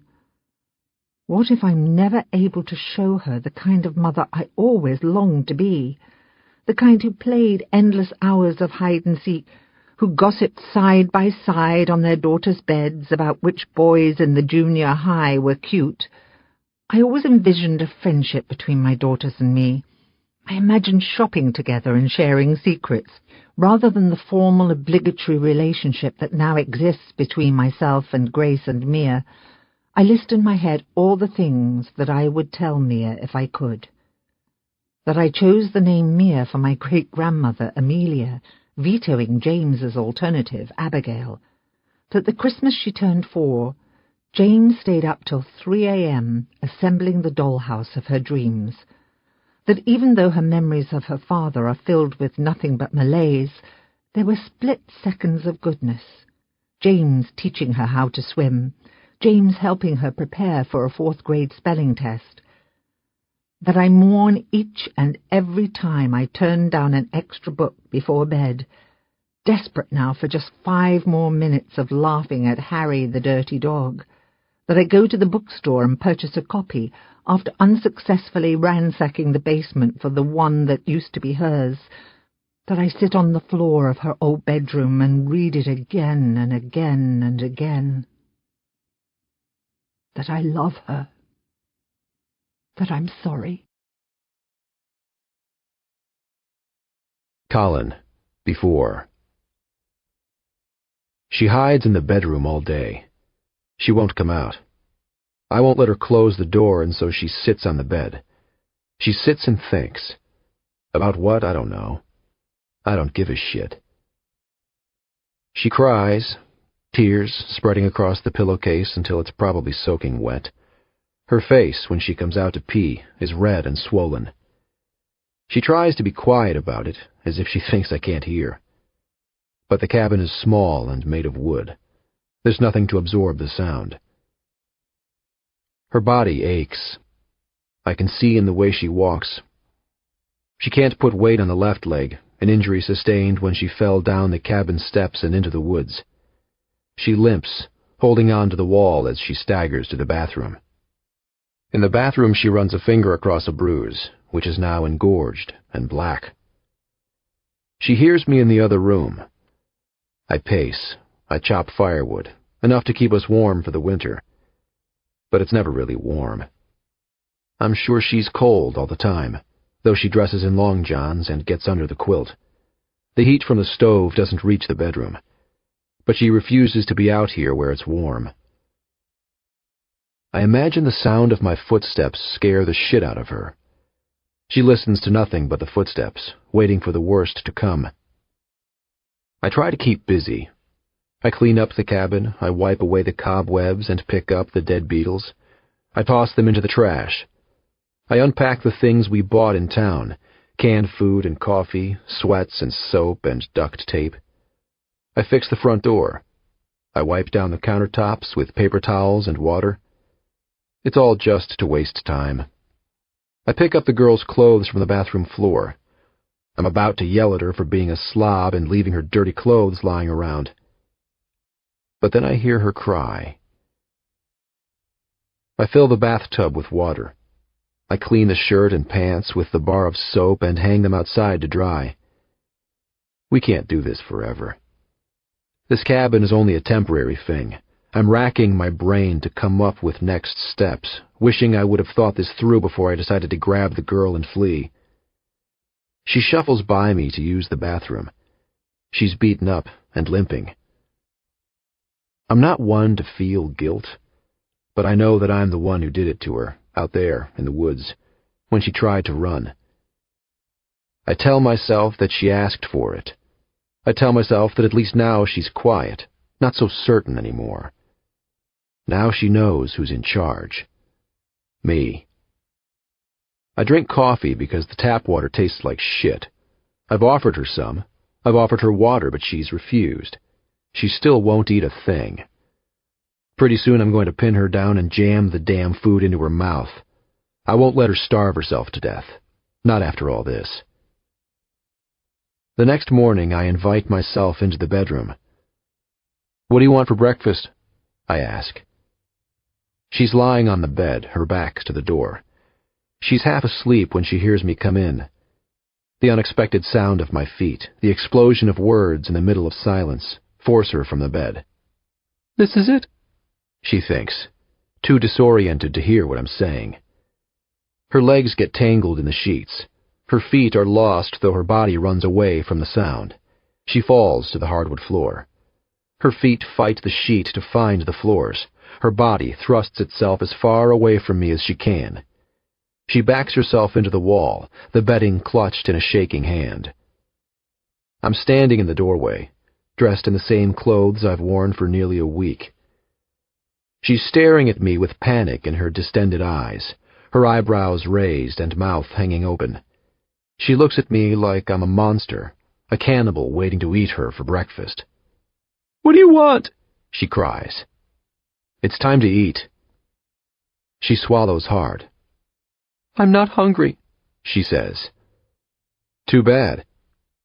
I tell her she doesn't have a choice. She follows me into the other room and watches as I pour what are called eggs, but look and smell like shit from a box, into the skillet. I watch them brown. The smell is enough to make me gag. She hates everything about me. I know it. I see it in her eyes. She hates the way I stand. She hates my dirty hair and the stubble that now coats my chin. She hates my hands, watching the way they stir the eggs in the skillet. She hates the way I look at her. She hates the tone of my voice and the way my mouth forms the words. Most of all, she hates seeing the gun in my pocket, all the time making sure she behaves. I tell her she's not allowed in the bedroom anymore, only to sleep, that's it. The rest of the day she has to stay out here where I can keep an eye on her, make sure she eats, drinks, pees. It's like I'm caring for a damn infant. She eats about as much as a baby, a couple bites here, a couple bites there. She says that she's not hungry, but she eats enough to survive. That's all that matters. I keep an eye on her so she doesn't try to run, like last time. When we go to sleep, I slide a heavier table in front of the door so that I'll hear if she tries to escape. I'm a light sleeper. I sleep with the gun nestled beside me. I ransacked the kitchen drawers and made sure there were no knives, just my own pocket knife that I carry all the time. She doesn't have a damn thing to say to me, and I don't try. Why bother? I can't stay here forever. In the spring there will be tourists. Soon we need to go. Screw the girl, I think. Soon I need to go. Ditch the girl and get on a plane and go. Before the cops find me. Before Dalmar finds me. I need to go. But of course there's something holding me back. Something that stops me from getting on that plane and going. Gabe, before. I'm standing in the midst of the Dennett's kitchen. Mrs. Dennett hovers over the sink, scraping away the remains of a pork dinner. I see the judge's plate licked clean, and hers still sports a tenderloin and a pile of peas. The woman is wasting away before my very eyes. The water runs hot, steam spewing forth into the room, though her hands are immersed in it and seem blind to the heat. She scrubs at the china with a ferocity I've never seen in a woman washing dishes. We stand before the island in the center of the kitchen. No one offers me a seat. It's a swank kitchen with walnut cabinets and granite countertops. The appliances are all stainless steel, including 2 ovens, for which my Italian mother would give an arm and a leg. I imagine Thanksgiving without the drama of how to keep everything warm until dinner time. No tears when my dad mentioned the potatoes were a tad bit cold. There's an image of a man set on the island before the judge and me. It's a forensic sketch, one that our artist down at the station constructed with the help of that waitress. So this is the man. This is the man who has my daughter. Eve Dennett had cried as I slipped the sketch from a manila folder. Already she was in tears. She turned her back on the conversation and tried to lose herself in washing the dishes, crying quietly over the sound of running water. Mia was seen last Tuesday night with this man, I respond, though by that time her back is facing my direction. The image before us is one of a rough man. His appearance makes him seem low-bred, but it's not as though he resembles the masked men in horror films. He's just not of Dennett stature. Neither am I. And, Judge Dennett implores, and we think he might be involved in her disappearance. He stands on the opposite side of the island, sporting a suit equal in value to 2 or 3 months' worth my salary. His tie is undone and tossed over his shoulder. Is there any proof Mia didn't go willingly with this man? Well, I say, no. The judge is drinking already. Tonight's drink of choice, scotch on the rocks. I think he might be drunk. There's a slight slur in his speech, and he has the hiccups. Suppose Mia's just off monkeying around with him. What then? He talks to me like I'm an idiot. But I remind myself that I'm the one in charge. I'm the one with the shiny badge. I'm leading this investigation, not him. Judge Dennett, it's been 8 days since the investigation began, I state. 9 since Mia was last seen. According to co-workers, she rarely missed work. According to your wife, this behavior, shiftlessness, irresponsibility, is not in sync with Mia's character. He sips from the scotch and sets it down too quickly on the island. Eve jumps from the sound. Of course, there's a disorderly conduct, trespassing and vandalism, possession of marijuana, he says, and then, to piss me off, adds, to name just a few. The expression on his face is complacent, holier than thou. I stare at him, unable to comment. I despise his bravado. I checked the police records, I say. There was nothing on Mia. In fact, her record was squeaky clean, not even a speeding ticket. Well, there wouldn't be now, would there? He asks, and I understand. He made them disappear. He excuses himself long enough to get a refill. Mrs. Dennett is still scrubbing away at the dishes. I stray to the sink and nudge the faucet toward cold, so the poor woman's hands will no longer burn. She glances at me, taken aback, as if she just caught the first whiff of burning flesh, and whispers, I should have told you. Her eyes filling with sadness. Yes, I think you should have told me. But I bite my tongue as she goes on. I wish I could say he was in denial. I wish I could say he was so overcome with grief that he's refusing to believe Mia is really gone. Judge Dennett returns just in time to overhear the last few words of his wife's confession. It's quiet in the room, and for a split second I brace myself for the wrath of God. But there's none of it. It doesn't come. This behavior of Mia's isn't as unexpected as you've led the detective to believe. Now is it, Eve? He asks. Oh, James, she cries. She's drying her hands on a tea towel when she says, That was 10 years ago. She was in high school. She's made her fair share of mistakes, but that was years ago. And what do you know of this, Mia, Eve? It's been years since we've had a relationship with our daughter.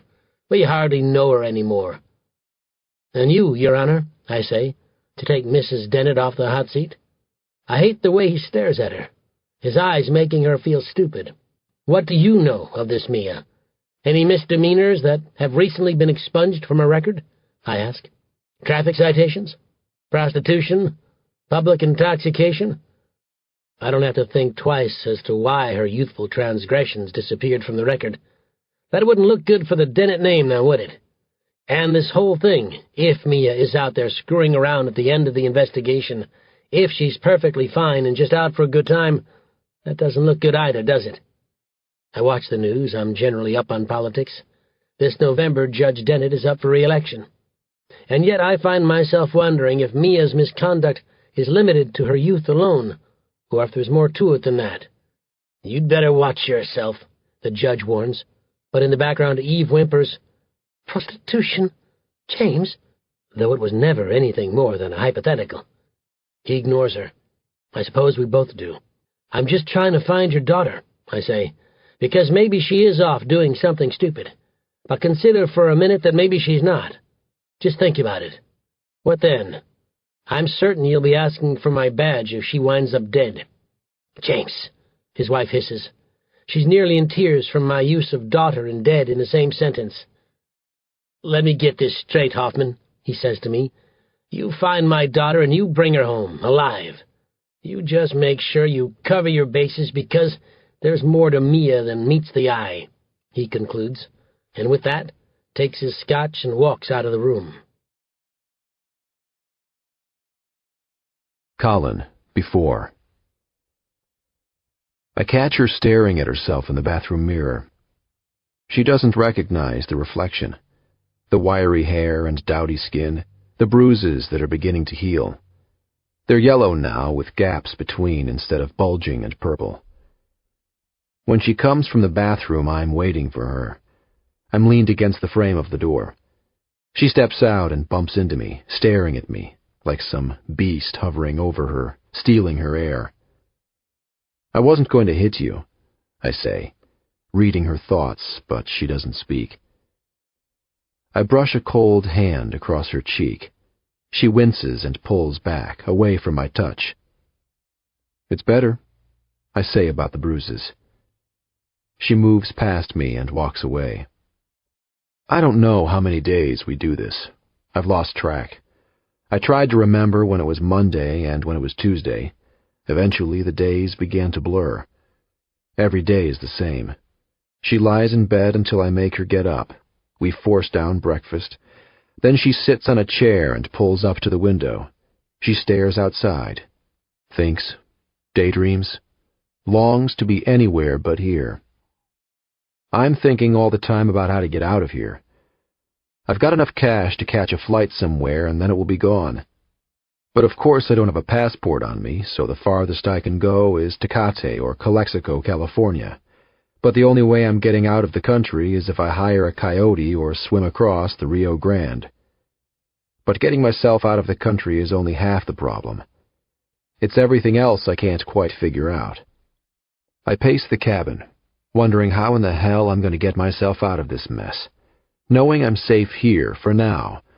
But the longer we hide out, the longer I hide out, the worse it's going to be. We have rules, spoken and unspoken. She's not to touch my shit. We use only one square of toilet paper at a time. We air dry, when at all possible. We use as little soap as possible so we don't reek of BO. We can't let things go to waste. We don't open windows, not that we can anyway. If we run into someone around the cabin, she's Chloe, I tell her, never Mia. In fact, she might as well forget that was ever her name. She gets her period, and we learn the literal interpretation for being on the rag. I see the blood in a garbage bag and ask, "What the fuck is this?" I'm sorry I ask. We collect our garbage in some white plastic bags that got left behind. From time to time we drive and drop them off in a dumpster behind some lodge, late at night when we're certain no one will see. She asks why we don't just leave them outside. I ask if she wants to be eaten by a fucking bear. There's a chill from the window, but the heat from the stove helps keep us warm. The days are getting shorter. Night falls earlier and earlier until darkness takes over the cabin. There is electricity, but I don't want to draw attention to us. I only turn on a small lamp at night. The bedroom becomes nothing but blackness. At night, she lays and listens to the silence. She waits for me to appear from the shadows and end her life. But during the day, she sits beside the drafty window. She watches the leaves tumble to the ground. Outside, the earth is covered in decaying leaves.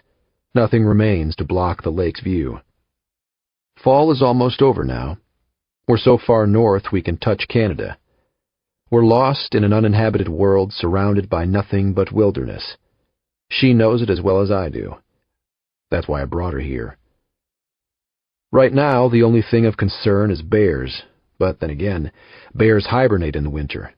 Soon they will all be asleep, and then the only concern will be freezing to death. We don't talk much. It's all of necessity. Lunch is ready. I'm taking a bath. Where are you going? I'm going to bed. There are no casual exchanges. Everything is mute. We can hear every noise for lack of conversation. A stomach growl, a cough, a swallow, the wind howling outside the cabin at night, deer passing through the leaves. And then there are the imagined sounds. Car tires on gravel, footsteps on the stairs leading up to the cabin, voices. She probably wishes they were real, so she didn't have to wait anymore. The fear is certain to kill her.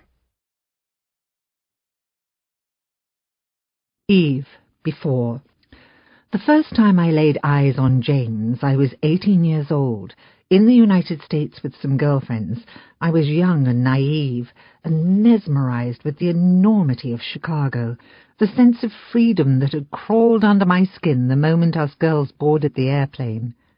We were country girls, used to small villages of only a few thousand people, an agrarian lifestyle, a community that was generally narrow-minded and conventional. And suddenly we were whisked away to a new world, dropped in the middle of a roaring metropolis, and at first glance I was swept off my feet. I was in love.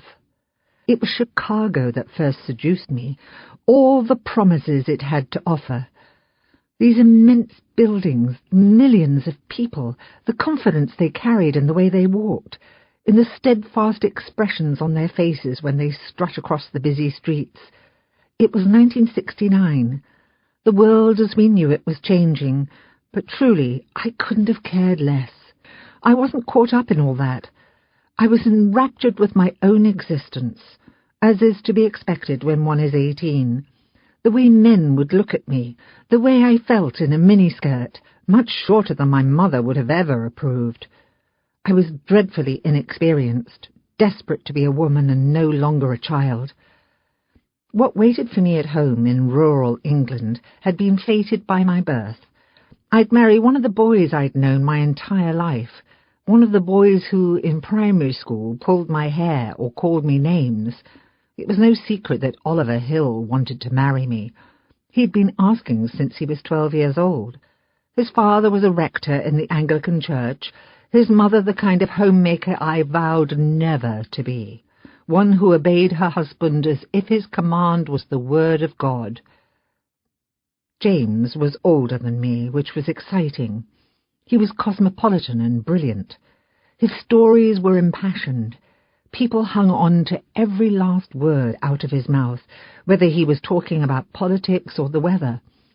It was summer where I first saw him at a restaurant in the Loop, sitting around a large circular table with a group of friends. His voice boomed over the sounds of the restaurant. You couldn't help but listen. He drew you in with his poise and presumption, with his vehement tone. All around him, eyes waited expectantly for the punchline of some joke. Then everyone, friends and strangers alike, laughed until they cried. A few broke out in applause. They all seemed to know his name, those dining at other tables, the restaurant staff. From across the room, the bartender called out, "Another round, James!" and within minutes, pitchers of beer filled the table. I couldn't help but stare. I wasn't alone. My girlfriends, too, ogled him. The women at his table weren't hesitant to touch him when they could. A hug, a pat on the arm. One woman, a brunette with hair that stretched to her waistline, leaned close to share a secret. Anything to be close to him. He was more confident than any man I'd ever seen. He was in law school at the time. That I'd later learn, the following morning when I woke up beside him in bed. My girlfriends and I weren't old enough to drink, and so it was apparently my infatuation that was responsible for my reckless abandon that night, the way I found myself sitting beside him at his round table, the gluttonous expression on the woman with the long hair as he draped an arm around my shoulder, the way James fawned over my British accent as if it was the greatest thing since sliced bread. James was different then, not the man he's become over time. His faults were much more endearing, his bravado charming instead of the unpleasant way it's grown to be. He was a master at flattery, long before his choice words became insulting and ugly. There was a time in our lives when we were happy, completely bewitched by the other, when we couldn't keep our hands to ourselves.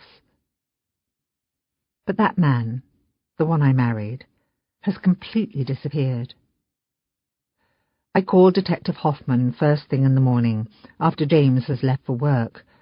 I waited, as I always do, until I heard the garage door close, his SUV make its way down our drive, before emerging from bed, where I stood in the midst of our kitchen with my mug of coffee, the face of that man who has Mia engraved in my mind's eye. I stared at the clock, watched as the minute hand crawled its way around the circle, and when 8:59 gave way to 9 o'clock, I dialed the numbers that are becoming more familiar with each passing day.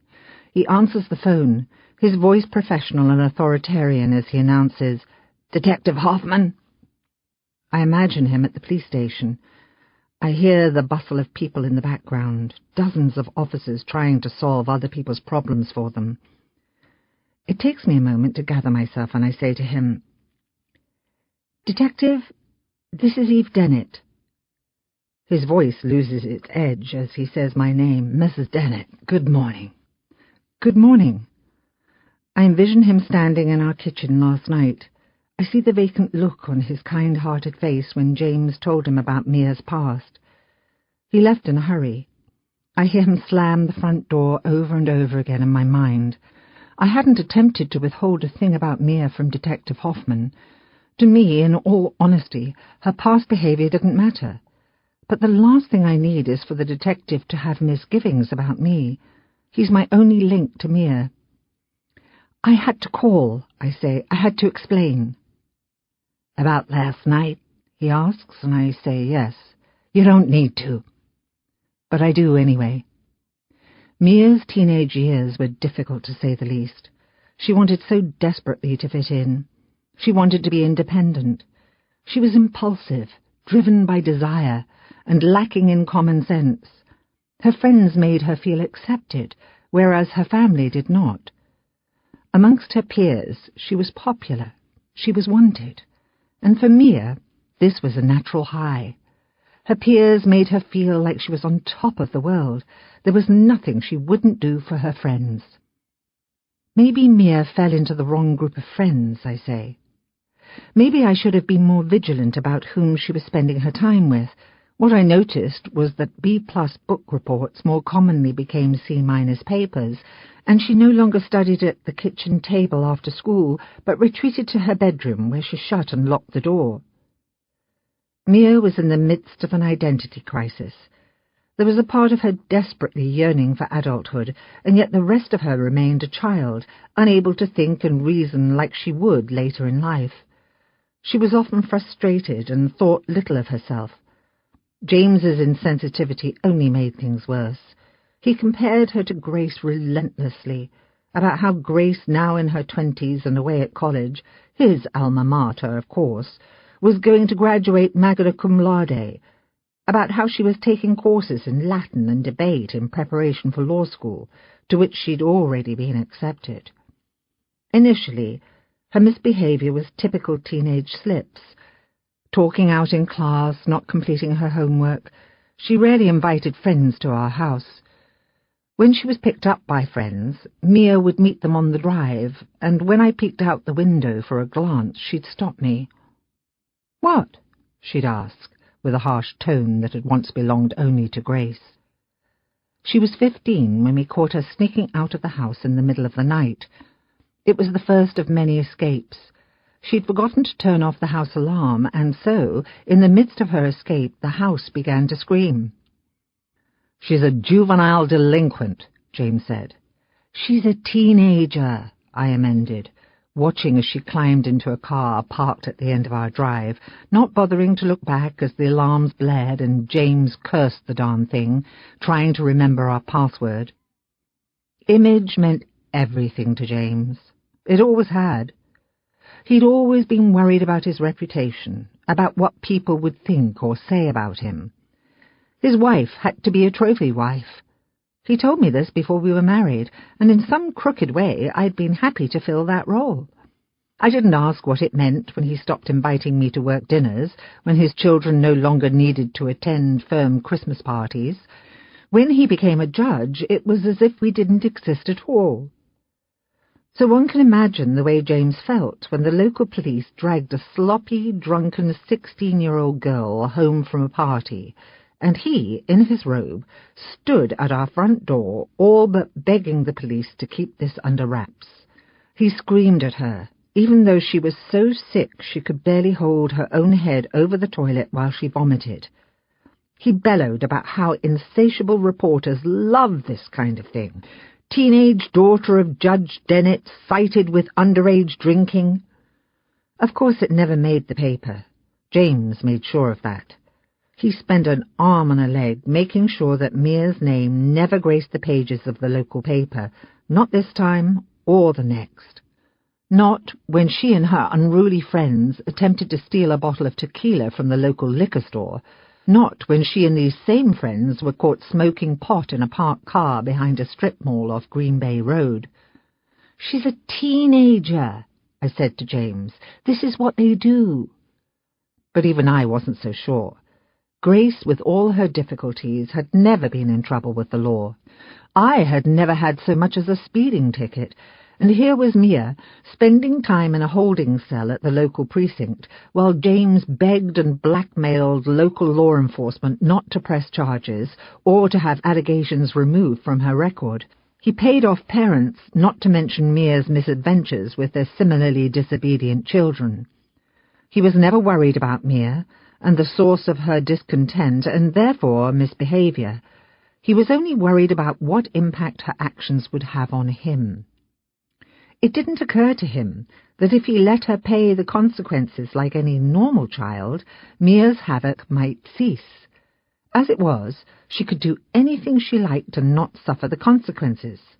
Her misdeeds irked her father like nothing else. For the first time in her life, she had his attention. I overheard telephone conversations between Mia and her friends about earrings they'd stolen from the mall, as if we couldn't have just paid for them. My car would smell of cigarette smoke after Mia had borrowed it for this or that, but of course my Mia didn't smoke. She didn't smoke or drink or... Mrs. Dennett? Detective Hoffman interrupts. "Teenagers, by definition, are a class all of their own. They give in to peer pressure. They defy their parents. They talk back and experiment with anything and everything they can get their hands on. The goal with teenagers is simply getting through it alive with no permanent damage.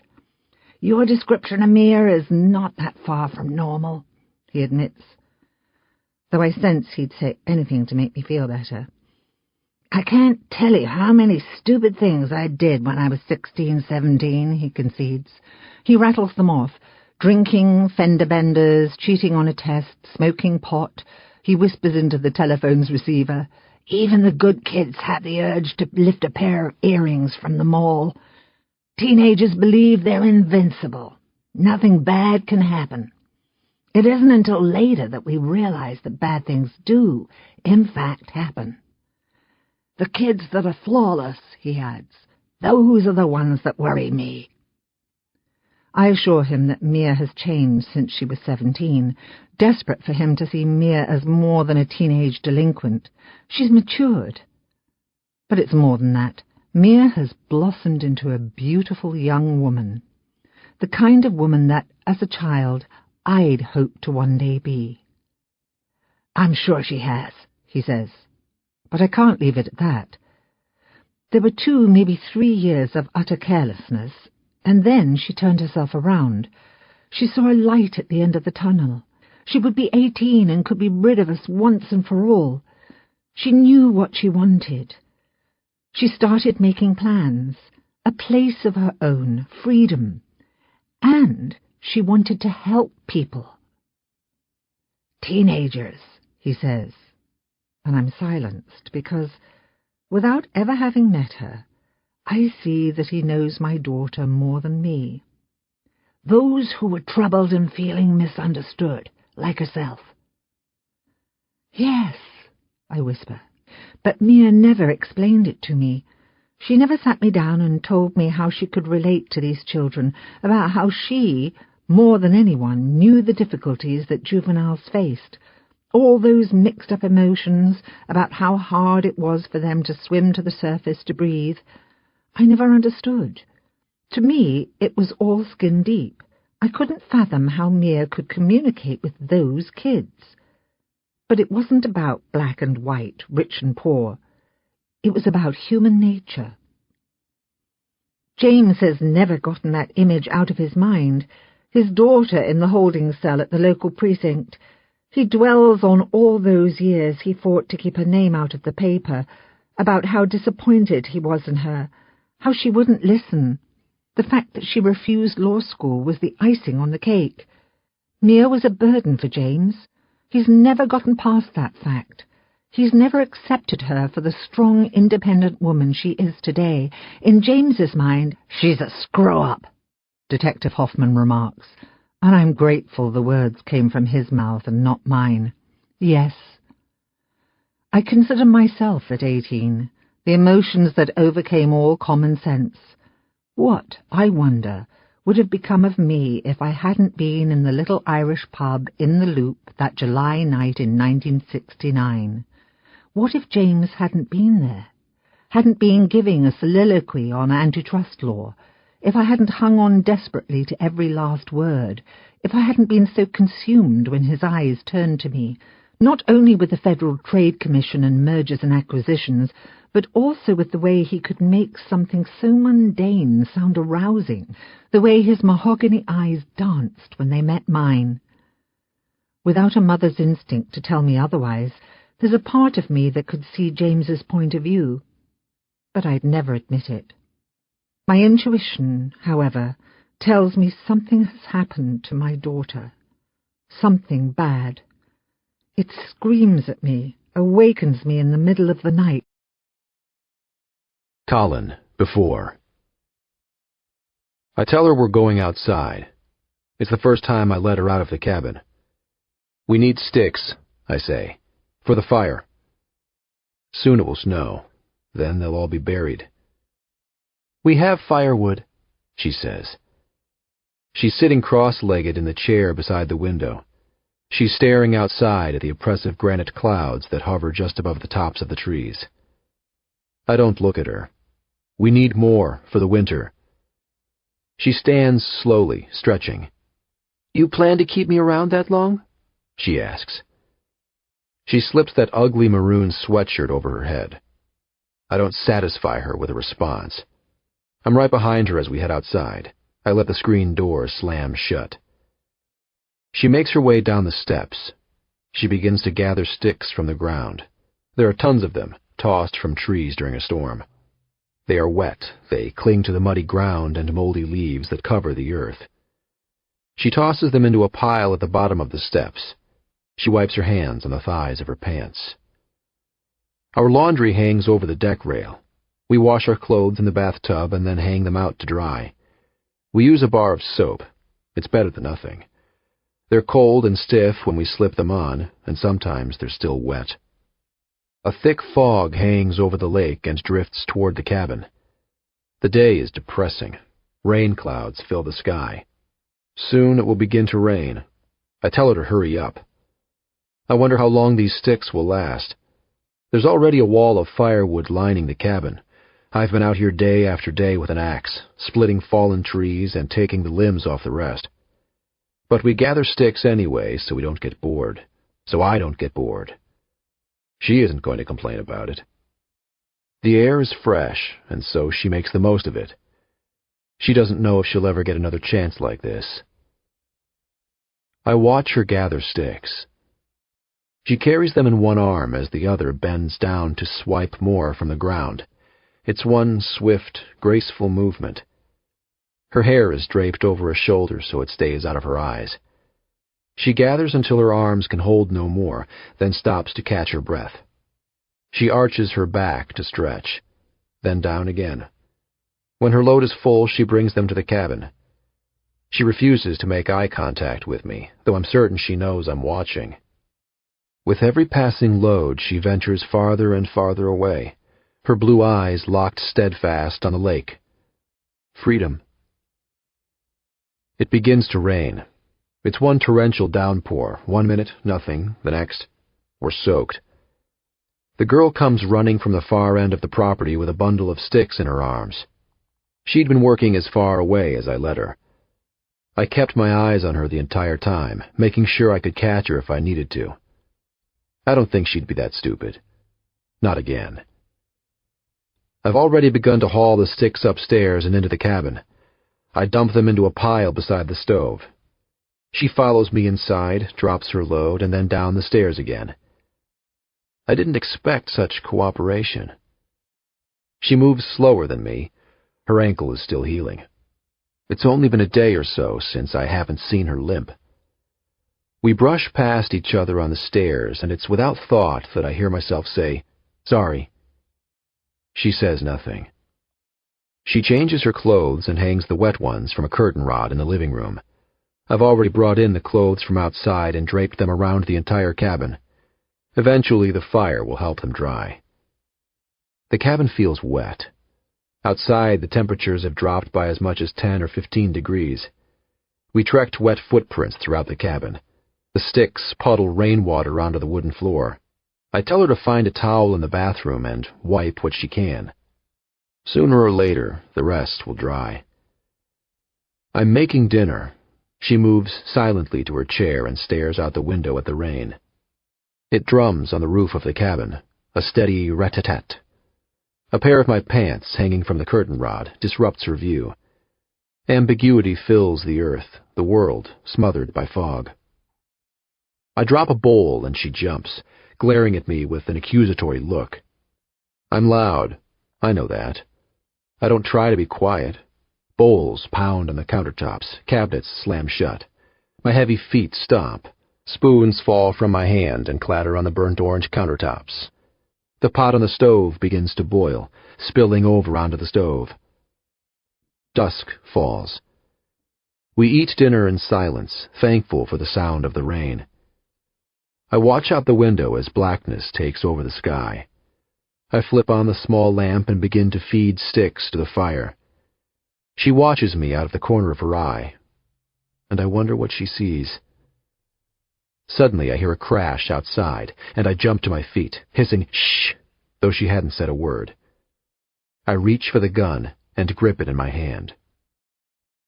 I peek out the window, see that the grill has blown over, and feel relieved. She stares at me, at the way I part the curtains and look out into the yard, just in case someone is there. I let the curtains close and sit back down. She's still watching me, staring at a 2-day-old stain on my sweatshirt, the dark hairs on the backs of my hands, the casual way I carry the gun as if it doesn't have the ability to end someone's life. I look at her and ask, "What?" She's slouched in that chair by the window. Her hair is long, rolling. The wounds on her face are healing, but her eyes still hold their pain. She can still feel me press the gun against her head, and she knows, as she scrutinizes me from 10 feet away, that it's only a matter of time before I do it again. "What are we doing here?" she asks. It comes out intentional, forced. She finally gets the guts to ask. She's been wanting to since the minute we arrived. My sigh is long and exasperated. "Don't worry about it," I say after a long time. Just some offhand answer to shut her up. "What do you want with me?" she asks instead. My face is plastered with a deadpan expression. I don't want anything to do with her. "Nothing," I say. I poke around at the sticks in the fire. I don't look at her. "Then let me go." "I can't." I remove a sweatshirt and lay it beside the gun on the floor at my feet. The fire keeps the cabin warm, here, at least. The bedroom is cold. She sleeps layered, long johns and a sweatshirt and socks, and still she shivers until long after she's fallen asleep. I know because I've watched her. She asks again what I want with her, Of course I want something with her, she says. Why else would I snatch her from my apartment and bring her here? I was hired to do a job. To get you and bring you to Lower Wacker, to drop you off, that's it. I was supposed to drop you off and disappear. Lower Wacker Drive is the bottom part of a double-decker street in the loop, a tunnel that goes on for I don't know how long. I see it in her eyes. Confusion. She looks away, out the window into the dark night. There are words she doesn't understand. A job, drop you off, and disappear. It was far more realistic for her to believe that this was random, that some madman chose to kidnap her for the hell of it. She says the only thing she knows about Lower Wacker is that she and her sister used to love to drive down there when they were kids, back when it was lit with fluorescent green lights. It's the first personal thing she tells me about herself. I don't understand, she says, desperate for an answer. I don't know all the details. Ransom, I say. I'm getting pissed off. I don't want to talk about it. Then why are we here? Her eyes beg for an explanation. She's looking at me with this blend of complete disorientation and frustration and conceit. That's a fucking good question, I think. I checked her out online before I nabbed her. I know a few things about her, though she doesn't think I know shit. I've seen photos of her socialite family in their designer clothes, looking rich and uptight all at the same time. I know when her father became judge. I know when he's up for re-election. I watched news clips of him on the internet. I know that he's a prick. The apple doesn't fall far from the tree. I want to tell her to forget it, to shut up. But instead I say, I changed my mind. No one knows we're here. If they did, they'd kill us, me and you. She stands up and begins to traipse around the room. Her feet are light on the floor, her arms tangled around herself. Who? She begs. Those words, kill us, me and you, take her breath away. The rain comes down harder, if possible. She leans in to hear my voice. I'm staring at the wooden floorboards of the cabin. I avoid her expectant eyes. Don't worry about it, I say. Who? She asks again. And so I tell her about Dalmar. Mostly so she'll shut up. I tell her about the day he tracked me down and handed me a photo of her. He said I was to find and deliver her to him. She turns her back to me and asks with this accusatory tone, Then why didn't you? I see the hate covering her from head to toe, and think that I should have. I should have handed her over to Dalmar and been through. I would have been home by now. Plenty of money to pay for food and bills, the mortgage. I wouldn't have to be worrying about what I left behind, wondering how things are going back home, how she's going to survive, how I'm going to get to her before I run. I find myself thinking about it all the time.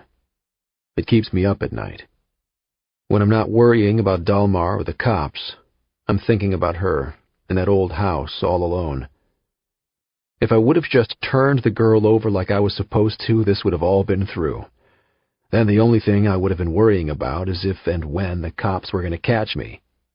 But of course that's nothing new. I don't answer the girl's stupid question. That's something she doesn't need to know. She doesn't need to know why I changed my mind, why I brought her here. Instead, I tell her what I know about Dalmar. I don't know why I do it. I guess so she'll know I'm not screwing around. So she'll be afraid. So she'll see that being here with me is the best alternative, the only alternative. Much of what I know about Dalmar is hearsay. Rumors about how he's believed to be one of those child soldiers back in Africa, the ones that are brainwashed and forced to kill. About him beating a businessman in an abandoned warehouse out on the west side because he couldn't pay a debt. About how he killed a boy, 9, maybe 10 years old, when his folks couldn't pay the ransom for his return. About how Dalmar shot the kid, sent photos to his parents to rub it in, to gloat. You're lying, she says. But her eyes are filled with terror. She knows I'm not. How can you be so sure? I ask. Do you have any idea what he would have done if he got his hands on you? Rape and torture come to mind. He's got a hideout in Lawndale, a house on South Homan where I've been once or twice. This is where I figure he'd keep the girl. A brick home with busted steps leading up to the front door. Stained carpet, appliances ripped out of the wall when the last owner foreclosed. Water damage and mold creeping along the ceiling, down the walls. Broken windows covered with plastic wrap. Her, in the middle of a room, on a folding chair, bound and gagged. Waiting. Just waiting. While Dalmar and his guys had a little fun. And even after the judge paid the ransom, I figured Dalmar would tell one of the guys to shoot her, to get rid of the evidence, ditch her in a dumpster somewhere, or maybe the river. I tell her this, and then I say, once you get into this kind of mess, there's no getting out. She doesn't say a thing. Not about Dalmar, though I know she's thinking about him. No, she's got that image of Dalmar shooting a 9-year-old kid, glued to her mind. Gabe, before. The sergeant gives me the green light to air John Doe's face on the news Friday night. The tips start rolling in. People begin calling the hotline to say they've seen our John Doe. Except to some people, he's Steve. And others, he's Tom. Some lady says she thinks she rode the L with him last night, but can't be entirely sure. Was there a lady with him? No, he was alone. Some guy thinks he saw John Doe working as a janitor in his office building on State Street. But he's sure the man is Hispanic, which I assure him he's not. I have a couple of rookies answering the hotline, trying to differentiate real leads from the dead ends. By morning, the gist of the calls is this. Either no one has a damn clue who he is, or he's known by enough aliases to send every rookie on wild goose chases for the remainder of the year. This realization pains me. Our John Doe might be more experienced than I'd like to think. I spend a lot of time thinking about him. I could guess a lot about him without having ever met him, without even knowing his name. There isn't any one factor in a person that causes violent or antisocial behavior. It's an accumulation of things. I could guess that his socioeconomic level doesn't place him in the same neighborhood as the Dennetts. I could guess that he never went to college, or had trouble finding and keeping a job. I can guess that, as a child, he didn't have meaningful relationships with many adults. He may not have had meaningful relationships at all. He may have felt alienated. There may have been a lack of parental involvement. There may have been marital problems. He may have been abused. There was probably little emphasis placed on education, and not a whole lot of affection in his family. His parents probably didn't tuck him into bed at night. They didn't read him books before bed. They probably didn't go to church. He didn't have to be abusive to animals as a child. Maybe he was hyperactive. Maybe he had trouble concentrating. Maybe he was depressed or delinquent or antisocial. He probably never felt like he was quite in control. He didn't learn to be flexible. He doesn't know what empathy is. He doesn't know how to solve a conflict without throwing a punch or pointing his gun. I've taken sociology classes. I've run across enough convicts in my lifetime, headed down the very same line. He didn't have to take drugs, but he might have. He didn't have to grow up in a housing project, but he might have. He didn't have to be in a gang, but I wouldn't put that past him either. His parents didn't have to own a gun. But I can assume he wasn't hugged a whole lot. His family didn't pray before dinner. They didn't go camping or snuggle together on a couch for movie night. I can assume his father never helped him with his algebra homework. I can guess that at least once someone forgot to pick him up from school. I can guess that at some point in his life no one was paying attention to what he watched on TV. And I can guess that he's been smacked across the face by someone who should have known better, someone he trusted. I flipped through the stations on the TV. The Bulls have an off day. Illinois just got beat by the Badgers. Not a good TV night for me. Before settling on It's the Great Pumpkin Charlie Brown, I do a final run-through of the 100-plus channels on my TV. Who says money can't buy happiness? And, as luck would have it, come across Judge Dennett's face, giving a press conference on the 6 o'clock news. What the hell? I snapped, turning the volume louder so I can hear. You'd think the lead detective would be there, at the press conference, or at least know the damn thing was going on. But there in my place is the sergeant, friends with Judge Dennett, ever since the judge's stint in the DA's office, long before he went into private practice. Must be nice to have friends in high places. The illustrious Eve stands by Judge Dennett's side, holding his hand. I'm sure that was prearranged, since I've never seen any hint of affection between the couple, with Grace beside her, giving goo-goo eyes to the camera as if this might just be her acting debut. The judge seems truly pained by his daughter's disappearance, and I'm certain some lawyer or political advisor told him what to say and what to do, down to every last minute detail. The hand-holding, for example, or brief lapses and efforts to regain composure that I, for one, know was never lost. It's all a sham. A journalist attempts to ask a question, but is denied as the family spokesman steps in and the judge and his family are ushered off the sidewalk and into their stately home. The sergeant steps on air long enough to let the world know he's got his best detectives on the case, as if that's supposed to appease me, before the scene jumps to a studio on Michigan Avenue, where some news anchor recaps the Mia Dennett case, flashing an image of our John Doe across the screen, before jumping to a high-rise fire on the south side. Colin. Before. I hate to do this, but there just isn't any other way.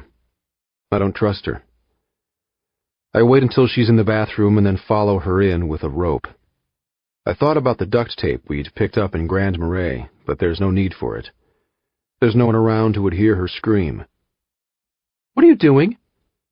She's standing before the sink, brushing her teeth with a finger. Terror fills her eyes. Just the sight of me coming unsolicited into the bathroom with the rope. She tries to run, but I trap her in my arms. It's easy. She's fragile these days. Doesn't even try to fight. "There's no other way," I say, and she's raving about what a liar and an asshole I am. I tie the rope to each of her wrists, then around the base of the sink. Boy Scouts. She's never getting out of there. I make sure the front door is locked before I leave, and then I go. I learned most everything I know from scouting as a kid. My 4th grade teacher was a leader, back when I actually gave a shit what teachers thought about me. I can't remember how many merit badges I earned. Archery, hiking, canoeing, camping, fishing, first aid. I learned how to fire a shotgun, how to tell when a cold front was coming, how to survive outside in a blizzard, how to build a fire. I learned how to tie knots, a figure-8 follow-through and a water knot and a safety knot. You never know when that might come in handy. When I was 14, Jack Gorski and I attempted to run away. He was this Polak who lived down the street. We were gone for 3 days. We made it all the way to Kokomo before the cops found us, camping out in an all-but-abandoned cemetery beside 100-year-old graves. They found us drunk on a bottle of Mrs. Gorski's vodka that Jack stuffed in a backpack on his way out the door. It was March. We'd built a fire from nothing but wood. Jack had tripped over a rock and scraped the shit out of his knee. I bandaged it up with a first aid kit I'd brought, bandages and gauze I took from home. I tried hunting once, with Jack Gorski and his dad. I spent the night at their house, woke up at 5 a.m. the next day. We dressed in camouflage and headed out into the woods. They were professionals with all the gear, crossbows and rifles, binoculars, night vision, ammunition. I was the amateur, dressed in forest green sweats I picked up at Walmart the day before. Jack and his dad wore combat clothes from when Mr. Gorski was in the Vietnam War. Mr. Gorski spotted a white-tailed deer. The damn thing was gorgeous, a male with antlers I couldn't take my eyes off. It was my first time hunting. Mr. Gorski thought I should have the first shot. It was only fair. I crouched into position and stared it down, into those black eyes that dared me to shoot. "Now take your time, Colin," he told me. I was sure he could see my arm shaking like a pansy. "Steady." I missed on purpose, scaring the buck to safety. Mr. Gorski said it happened to everyone. Next time I'd have more luck. Jack called me a sissy. Then it was Jack's turn. I watched him shoot a fawn right between the eyes while the doe watched her baby die. The next time they invited me to tag along, I said I was sick. It wasn't long before Jack was sent to juvie for threatening a teacher with his father's pistol. I'm driving down County Line Road, just past Trout Lake Road, when it hits me. I could keep driving. Straight past Grand Marais, out of Minnesota and onto the Rio Grande. I've got the girl all tied up. There's no way she's getting out of there. No way she can call the cops and snitch. Even if she got her hands untied, which she won't, it would be hours before she could walk to civilization. By then, I'd be in South Dakota or Nebraska somewhere. The cops would put out an APB, but all the girl knows me as is Owen, so unless she got a good look at the license plate, I might just stand a chance. I toy around with the idea in my mind, the notion of abandoning that crappy cabin and running. But there are about 1,000,000 things that could go wrong. Chances are by now the cops know I'm with the girl. Maybe they've figured out my name. Maybe there's an APB out on me already. Maybe Dalmar turned me in himself for revenge, retribution. But that's not the only thing that keeps me from going. I see the girl tied to the bathroom sink, in the wilderness, off-season. No one would find her. Not until she starves to death. Not until springtime, when tourists returned, drawn to the cabin by the smell of rotting flesh. That's one thing that keeps me on track. One of many that make it impossible to cut and run, though I want to, though I need to, though I know that every day I stay is just another nail in my coffin. I don't know how long I'm gone, hours at least. When I come back, I slam the door shut. I appear in the bathroom doorway with a knife. I see the girl start to panic, but I don't say a thing. I drop down beside her and cut the rope. I reach out a hand to help her to her feet, but she pushes me away. I lose my balance, reaching for the wall. Her legs are weak. She runs fingers across a rope burn on each wrist, raw and red. "What did you do that for?" I ask, grabbing her hands for a closer look. She sat there all day and tried to get out of the rope. She pushes me as hard as she possibly can. It isn't much. I grab her by the arm and block the blow. It hurts, I can tell, the way I seize her arm and don't let go. "You think I could just leave you here?" I ask. I throw her away from me. I'm already walking away. "Your face is all over the TV. I couldn't bring you with me." "You did last time." "You're famous now." "And you?" "No one gives a shit where I am." "You're lying." I stand in the kitchen, unpacking. The empty paper bags fall to the floor. Firewood. She eyes the new fishing pole that's leaned against the door. "Where were you?" "Getting all this shit?" I'm short. I'm getting mad. I slam the canned food into the cabinet, bang the doors shut. And then I stop. I stop unpacking long enough to look at her. It doesn't happen often. "If I wanted you dead, you'd be dead. There's a lake out there close to freezing. They wouldn't find you until spring." She looks out the window at the frigid lake in the afternoon haze. It makes her shudder, the thought of her own lifeless body submerged below the surface. And then I do it. I reach into the cabinet and pull the gun. She turns to run. I grasp her by the arm and force the gun into her hands. It surprises us both. The feeling of the gun, the heavy metal in her hands, immobilizes her. "Take it," I insist. She doesn't want it. "Take the gun!" I scream. She holds it in her shaking hands, and it nearly drops to the floor. I grab her hands and bind them around the gun. I force her finger onto the trigger. "Right there. You feel that?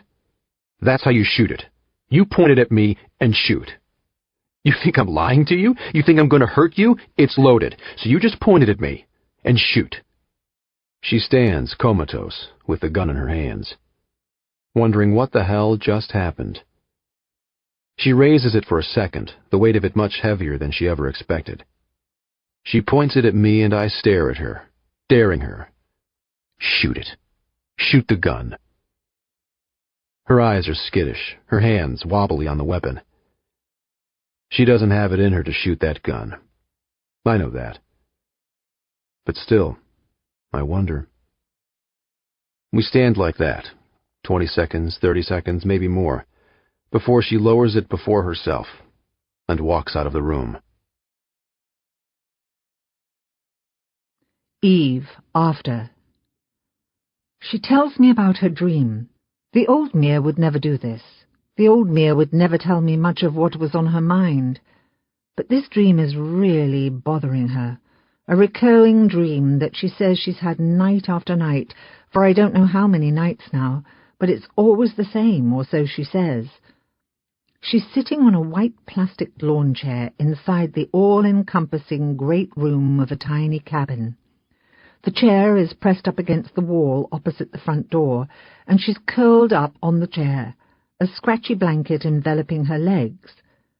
She's freezing cold, shaking to the point of uncontrollable, though she's sound asleep, her exhausted body toppling over the arm of the chair. She's wearing a frumpy maroon sweatshirt with an embroidered loon on the front, the words L'Étoile du Nord stitched beneath. In the dream, she watches herself sleep. The darkness of the cabin closes in around her, smothering her. She can feel the apprehension and something else, something more. Fear, terror, foreboding. When he touches her arm, she winces. His hand, she tells me, is as cold as ice. She feels the gun on her lap, bearing down on legs that are now numb, having been curled into a knot all night. The sun is up, gleaming through the filthy windows, the outdated plaid curtains that remain drawn. She seizes the gun, points it at him, and cocks the hammer. Her expression is cold. Mia knows nothing about guns. Everything she knows, she says, he showed her. The gun feels awkward and heavy in her shaking hands, but she can feel the resolve in her dreams. She could shoot him. She could do it. She could end his life. He is unruffled, motionless. Before her, his posture straightens until he is upright. He looks rested, though his eyes still show distress. The furrowed eyebrows, the pessimism that returns her immovable stare. His skin is unshaven, days of stubble multiplying into a moustache and beard. He's just rolled out of bed. His face is covered with creases, and in the corner of his eyes is sleep.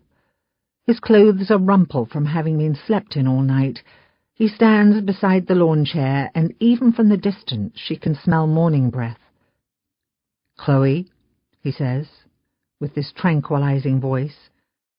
She says that it is gentle and reassuring, and even though she's certain they both know he could yank the weapon from her convulsing hands and kill her, he doesn't try. "I made eggs." And then she wakes up. There are two things that jump out at me, the words L'Étoile du Nord on the sweatshirt and eggs. Well, that and the fact that Mia, nom de plume Chloe, is holding a gun. I find my laptop in the afternoon after Mia has retreated to her bedroom for one of many daily naps. I find a search engine and type in the French words I should know from a high school class about 1,000,000 years ago, but I don't. It's one of the first hits on the page. Star of the North, the Minnesota state motto. Of course. If the dream is a memory, not a dream at all, a recollection of her time in L'Étoile du Nord, then why is she holding a gun? And more importantly, perhaps, why didn't she use the gun to shoot Colin Thatcher? How did this incident end? I want to know. But I reassure myself that this dream is only symbolic. I search for the meaning of dreams, specifically eggs. I come across a dream interpretation dictionary, and it's in the definition that everything begins to make sense. I picture Mia at that very moment lying on her bed, curled up in the fetal position under the covers. She said she didn't feel well when she went up to bed. I can't recall how many times I've heard that now, and I've repeatedly chalked it up to fatigue and stress. But I understand now that it may be more. My fingers freeze on the keyboard. I begin to cry. Could it be?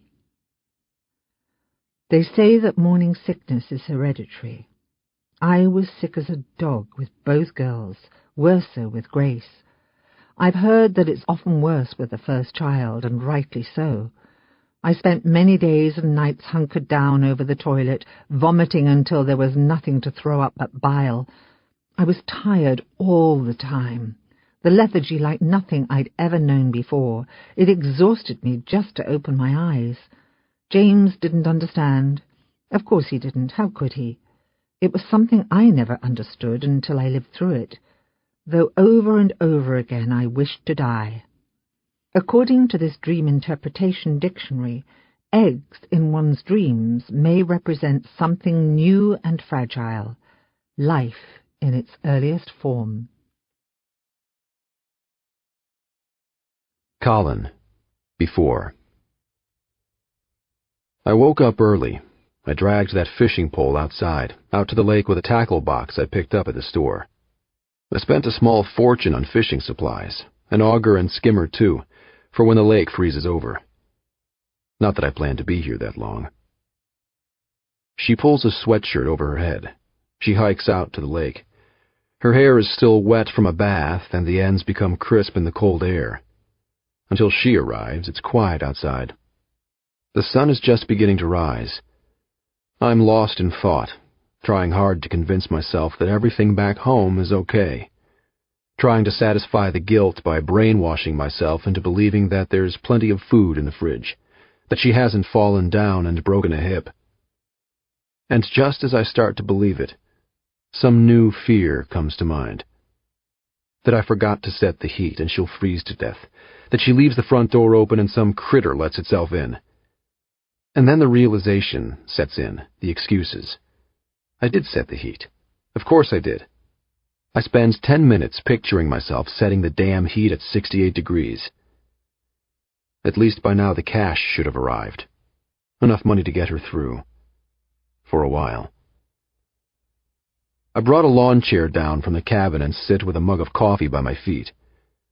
I stare at what the girl's wearing as she approaches the lake. Her pants do nothing to block the wind. There are no leaves left in the trees to slow it down. It drives her frozen hair around her face. It slips up the leg of her khakis and down the neck of her shirt. She's already shaking. I did set the heat. Of course I did. 68 degrees. What are you doing out here? I ask. You're going to freeze your ass off.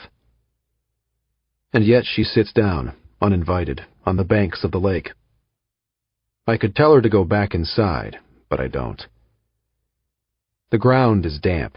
She pulls her legs into her and wraps her arms around them to keep warm. We don't talk. We don't need to. She's just thankful to be outside. The cabin smells awful, like mold or mildew. It pierces the nose even after all these days when you'd think we'd be used to it. It's as cold inside as out. We have to conserve as much wood as we can until winter. Until then, we only light the stove at night. During the day, the temperature in the cabin must plummet to the 50s. I know she's never warm, though she bundles layer over layer. The winter this far north is harsh and unforgiving, cold like we've never known before. In days it will be November, the final calm before the storm. A small group of common loons soars above the lake heading south, the last few that remain this far north. It's the chicks who leave now, those who were born this spring and are only now gaining enough strength for the long journey. The others are gone. I'm guessing she's never fished before, but I have. I've been fishing since I was a kid. I hold the rod, my body still. I watch the bobber on the surface of the water. She knows enough to keep her mouth shut. She knows the sound of her voice will scare the fish away. Here, I say, balancing the rod between my knees. I take off my coat, a big insulated rain jacket with a hood. I hand it to her. Put it on before you freeze to death. She doesn't know what to say. She doesn't even say thanks. This isn't something we do.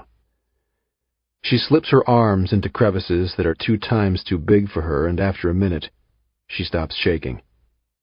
She drapes the hood over her head and takes refuge for winter. I'm not cold. If I was, I wouldn't admit it. A fish bites. I stand to my feet and jerk the fishing line to set the hook. I begin reeling, pulling on the line to keep it tight. She turns her back when a fish comes flying out of the water, its fins kicking for dear life. I drop it to the ground and watch its body thrash about until it's dead. You can look now, I say. It's dead. But she can't. She doesn't look, not until my body blocks the view. I hover over the fish, and I slide the hook out of its mouth. Then I slip a worm under the end of the hook and hold the rod out for the girl. "No thanks," she says. "You ever fished before?" "No." "Not the kind of thing they teach you where you come from?" She knows what I think of her. Spoiled little rich girl. She has yet to prove otherwise. She snatches the rod from my hands. She isn't used to people telling her what to do. "You know what you're doing?" I ask. "I can figure it out," she snaps. But she doesn't so much as have a clue, so I'm forced to help her cast the line. She drops down onto the shoreline and she waits. She wills the fish away. I sit down on my chair and sip from the mug of coffee, cold by now. The time passes. I don't know how much time. I go inside for more coffee and to take a piss. When I come back, she tells me she's surprised I didn't tie her to a tree. The sun is up, trying hard to warm the day. It's not working. Consider yourself lucky. In time, I ask about her father. At first, she's quiet, staring at the water, deathly still. She takes in the trees' long shadows on the lake, the twitter of birds. "What about him?" she asks. "What's he like?" I ask. But really? I know. I just want to hear her say it. "I don't want to talk about it." We're quiet for a moment. Then she breaks the silence. "My father grew up rich," she says. "Old money," she says, and then tells me his family's always had money. For generations. They have more money than they know what to do with. "Enough to feed a small country," she says.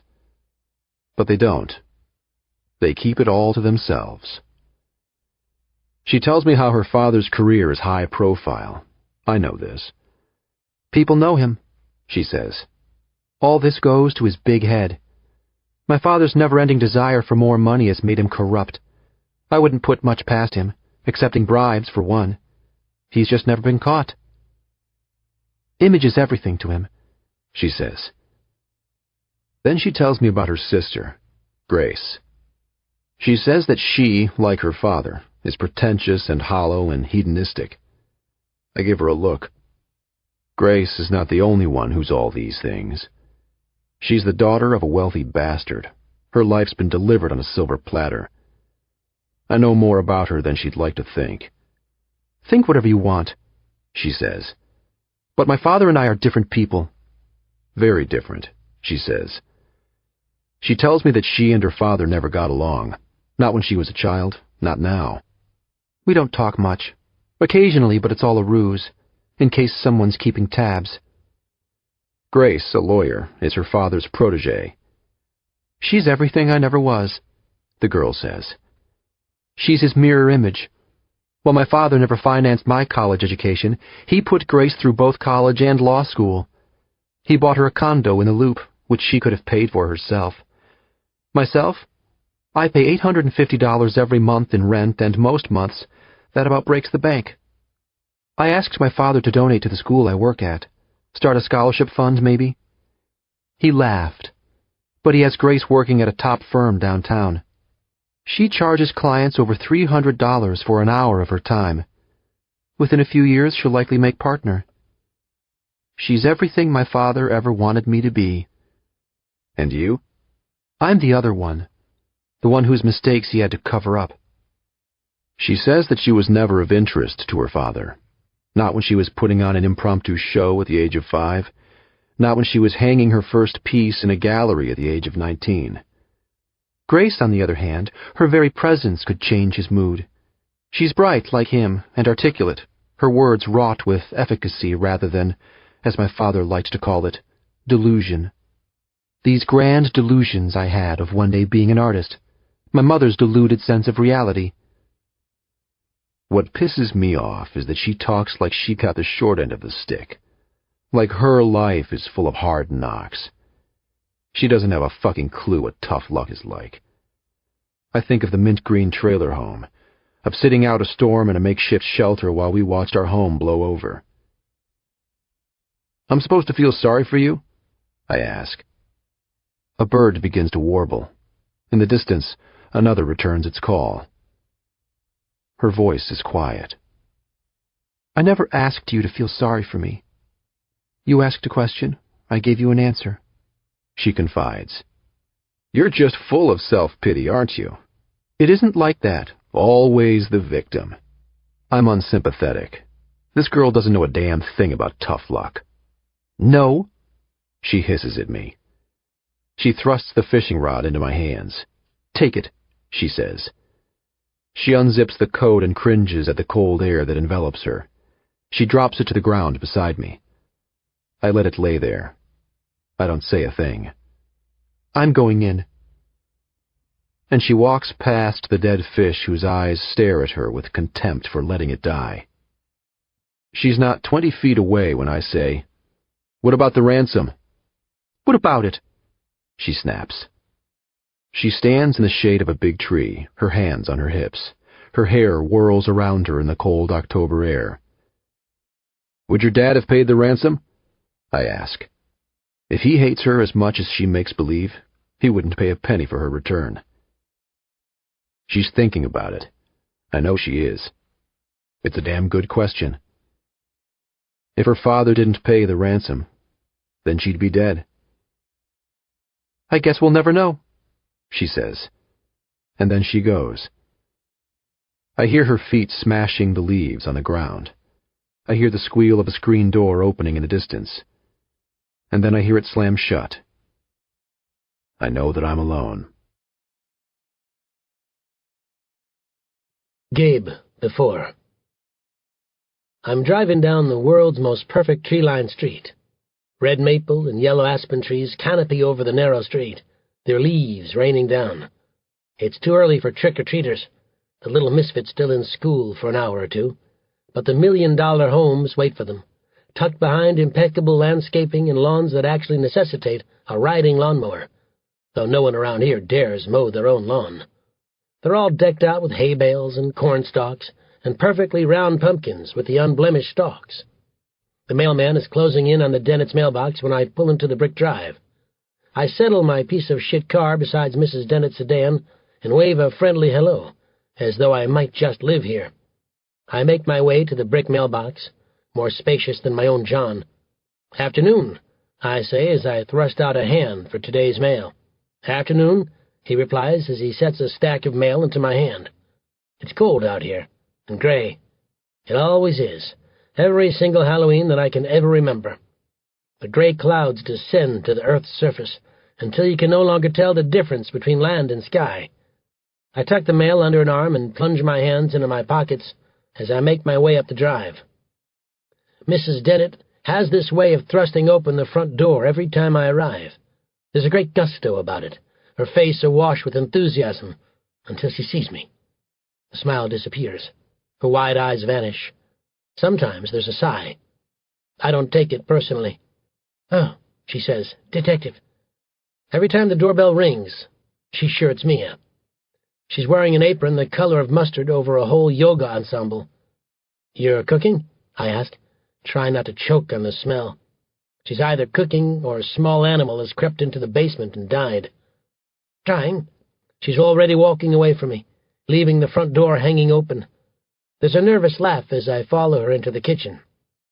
"Lasagna," she says, slicing a mound of mozzarella cheese. "Have you made lasagna before?" "I specialize in frozen pizza," I say, setting the mail on the island. "Thought I'd save you the trip." Thank you," she says, dropping the cheese slicer and reaching for an explanation of benefits from the insurance company. She wanders off in search of a letter opener while on the stove Italian sausage begins to burn. I do know a thing or two about lasagna. I watched my mother cook it about 1,000,000 times as a kid. She'd trip over me in our tiny kitchen while I hounded her, "Is it ready yet? Is it ready yet?" while playing with my matchbox cars on the kitchen floor. I find a wooden spoon in the drawer and give it a whirl. "What was I?" she asks mindlessly as she returns to the kitchen. "Oh, detective, you don't have to," she says, but I tell her that I don't mind. I set the spoon beside the skillet. She's sorting the mail. "Have you ever seen so much junk?" she asks me. "Catalogues, bills. Everyone wants our money. Have you ever heard of—" She holds up the envelope for a closer look at the name of the charity. "Mowat-Wilson syndrome." "Mowat-Wilson syndrome," I repeat. "Can't say that I have." "Mowat-Wilson syndrome," she says again, settling the envelope on a pile of mail that eventually works its way into a fancy-schmancy organizer on the wall. I would have thought for sure the Mowat-Wilsons were going to be recycled. Turns out they just might get a check. "Judge Dennett must have done something special to deserve lasagna," I say. "My mother cooks lasagna all the time. There's nothing special about it. But for someone like Eve Dennett, I gather that a home-cooked meal, one like this, is a rare treat. Depending, of course, on if one lives through the meal. Based on the looks of this, I'm rather happy I haven't been invited to stay. I'm an expert at stereotypes. Sure that Mrs. Dennett is a one-trick pony in the kitchen. She's probably got a chicken recipe, and chances are she can boil water. But that's all. It's not full, James," Mrs. Dennett says, as she moves behind me to the stove. The sleeve of a black spandex top grazes my back. I'm sure she doesn't notice, but I do. I can still feel it. Seconds after she's gone, the woman tosses a pile of onions into the skillet. They hiss. I know that it's Mia's birthday. "Mrs. Dennett," I ask. "I'm not going to do this," she vows.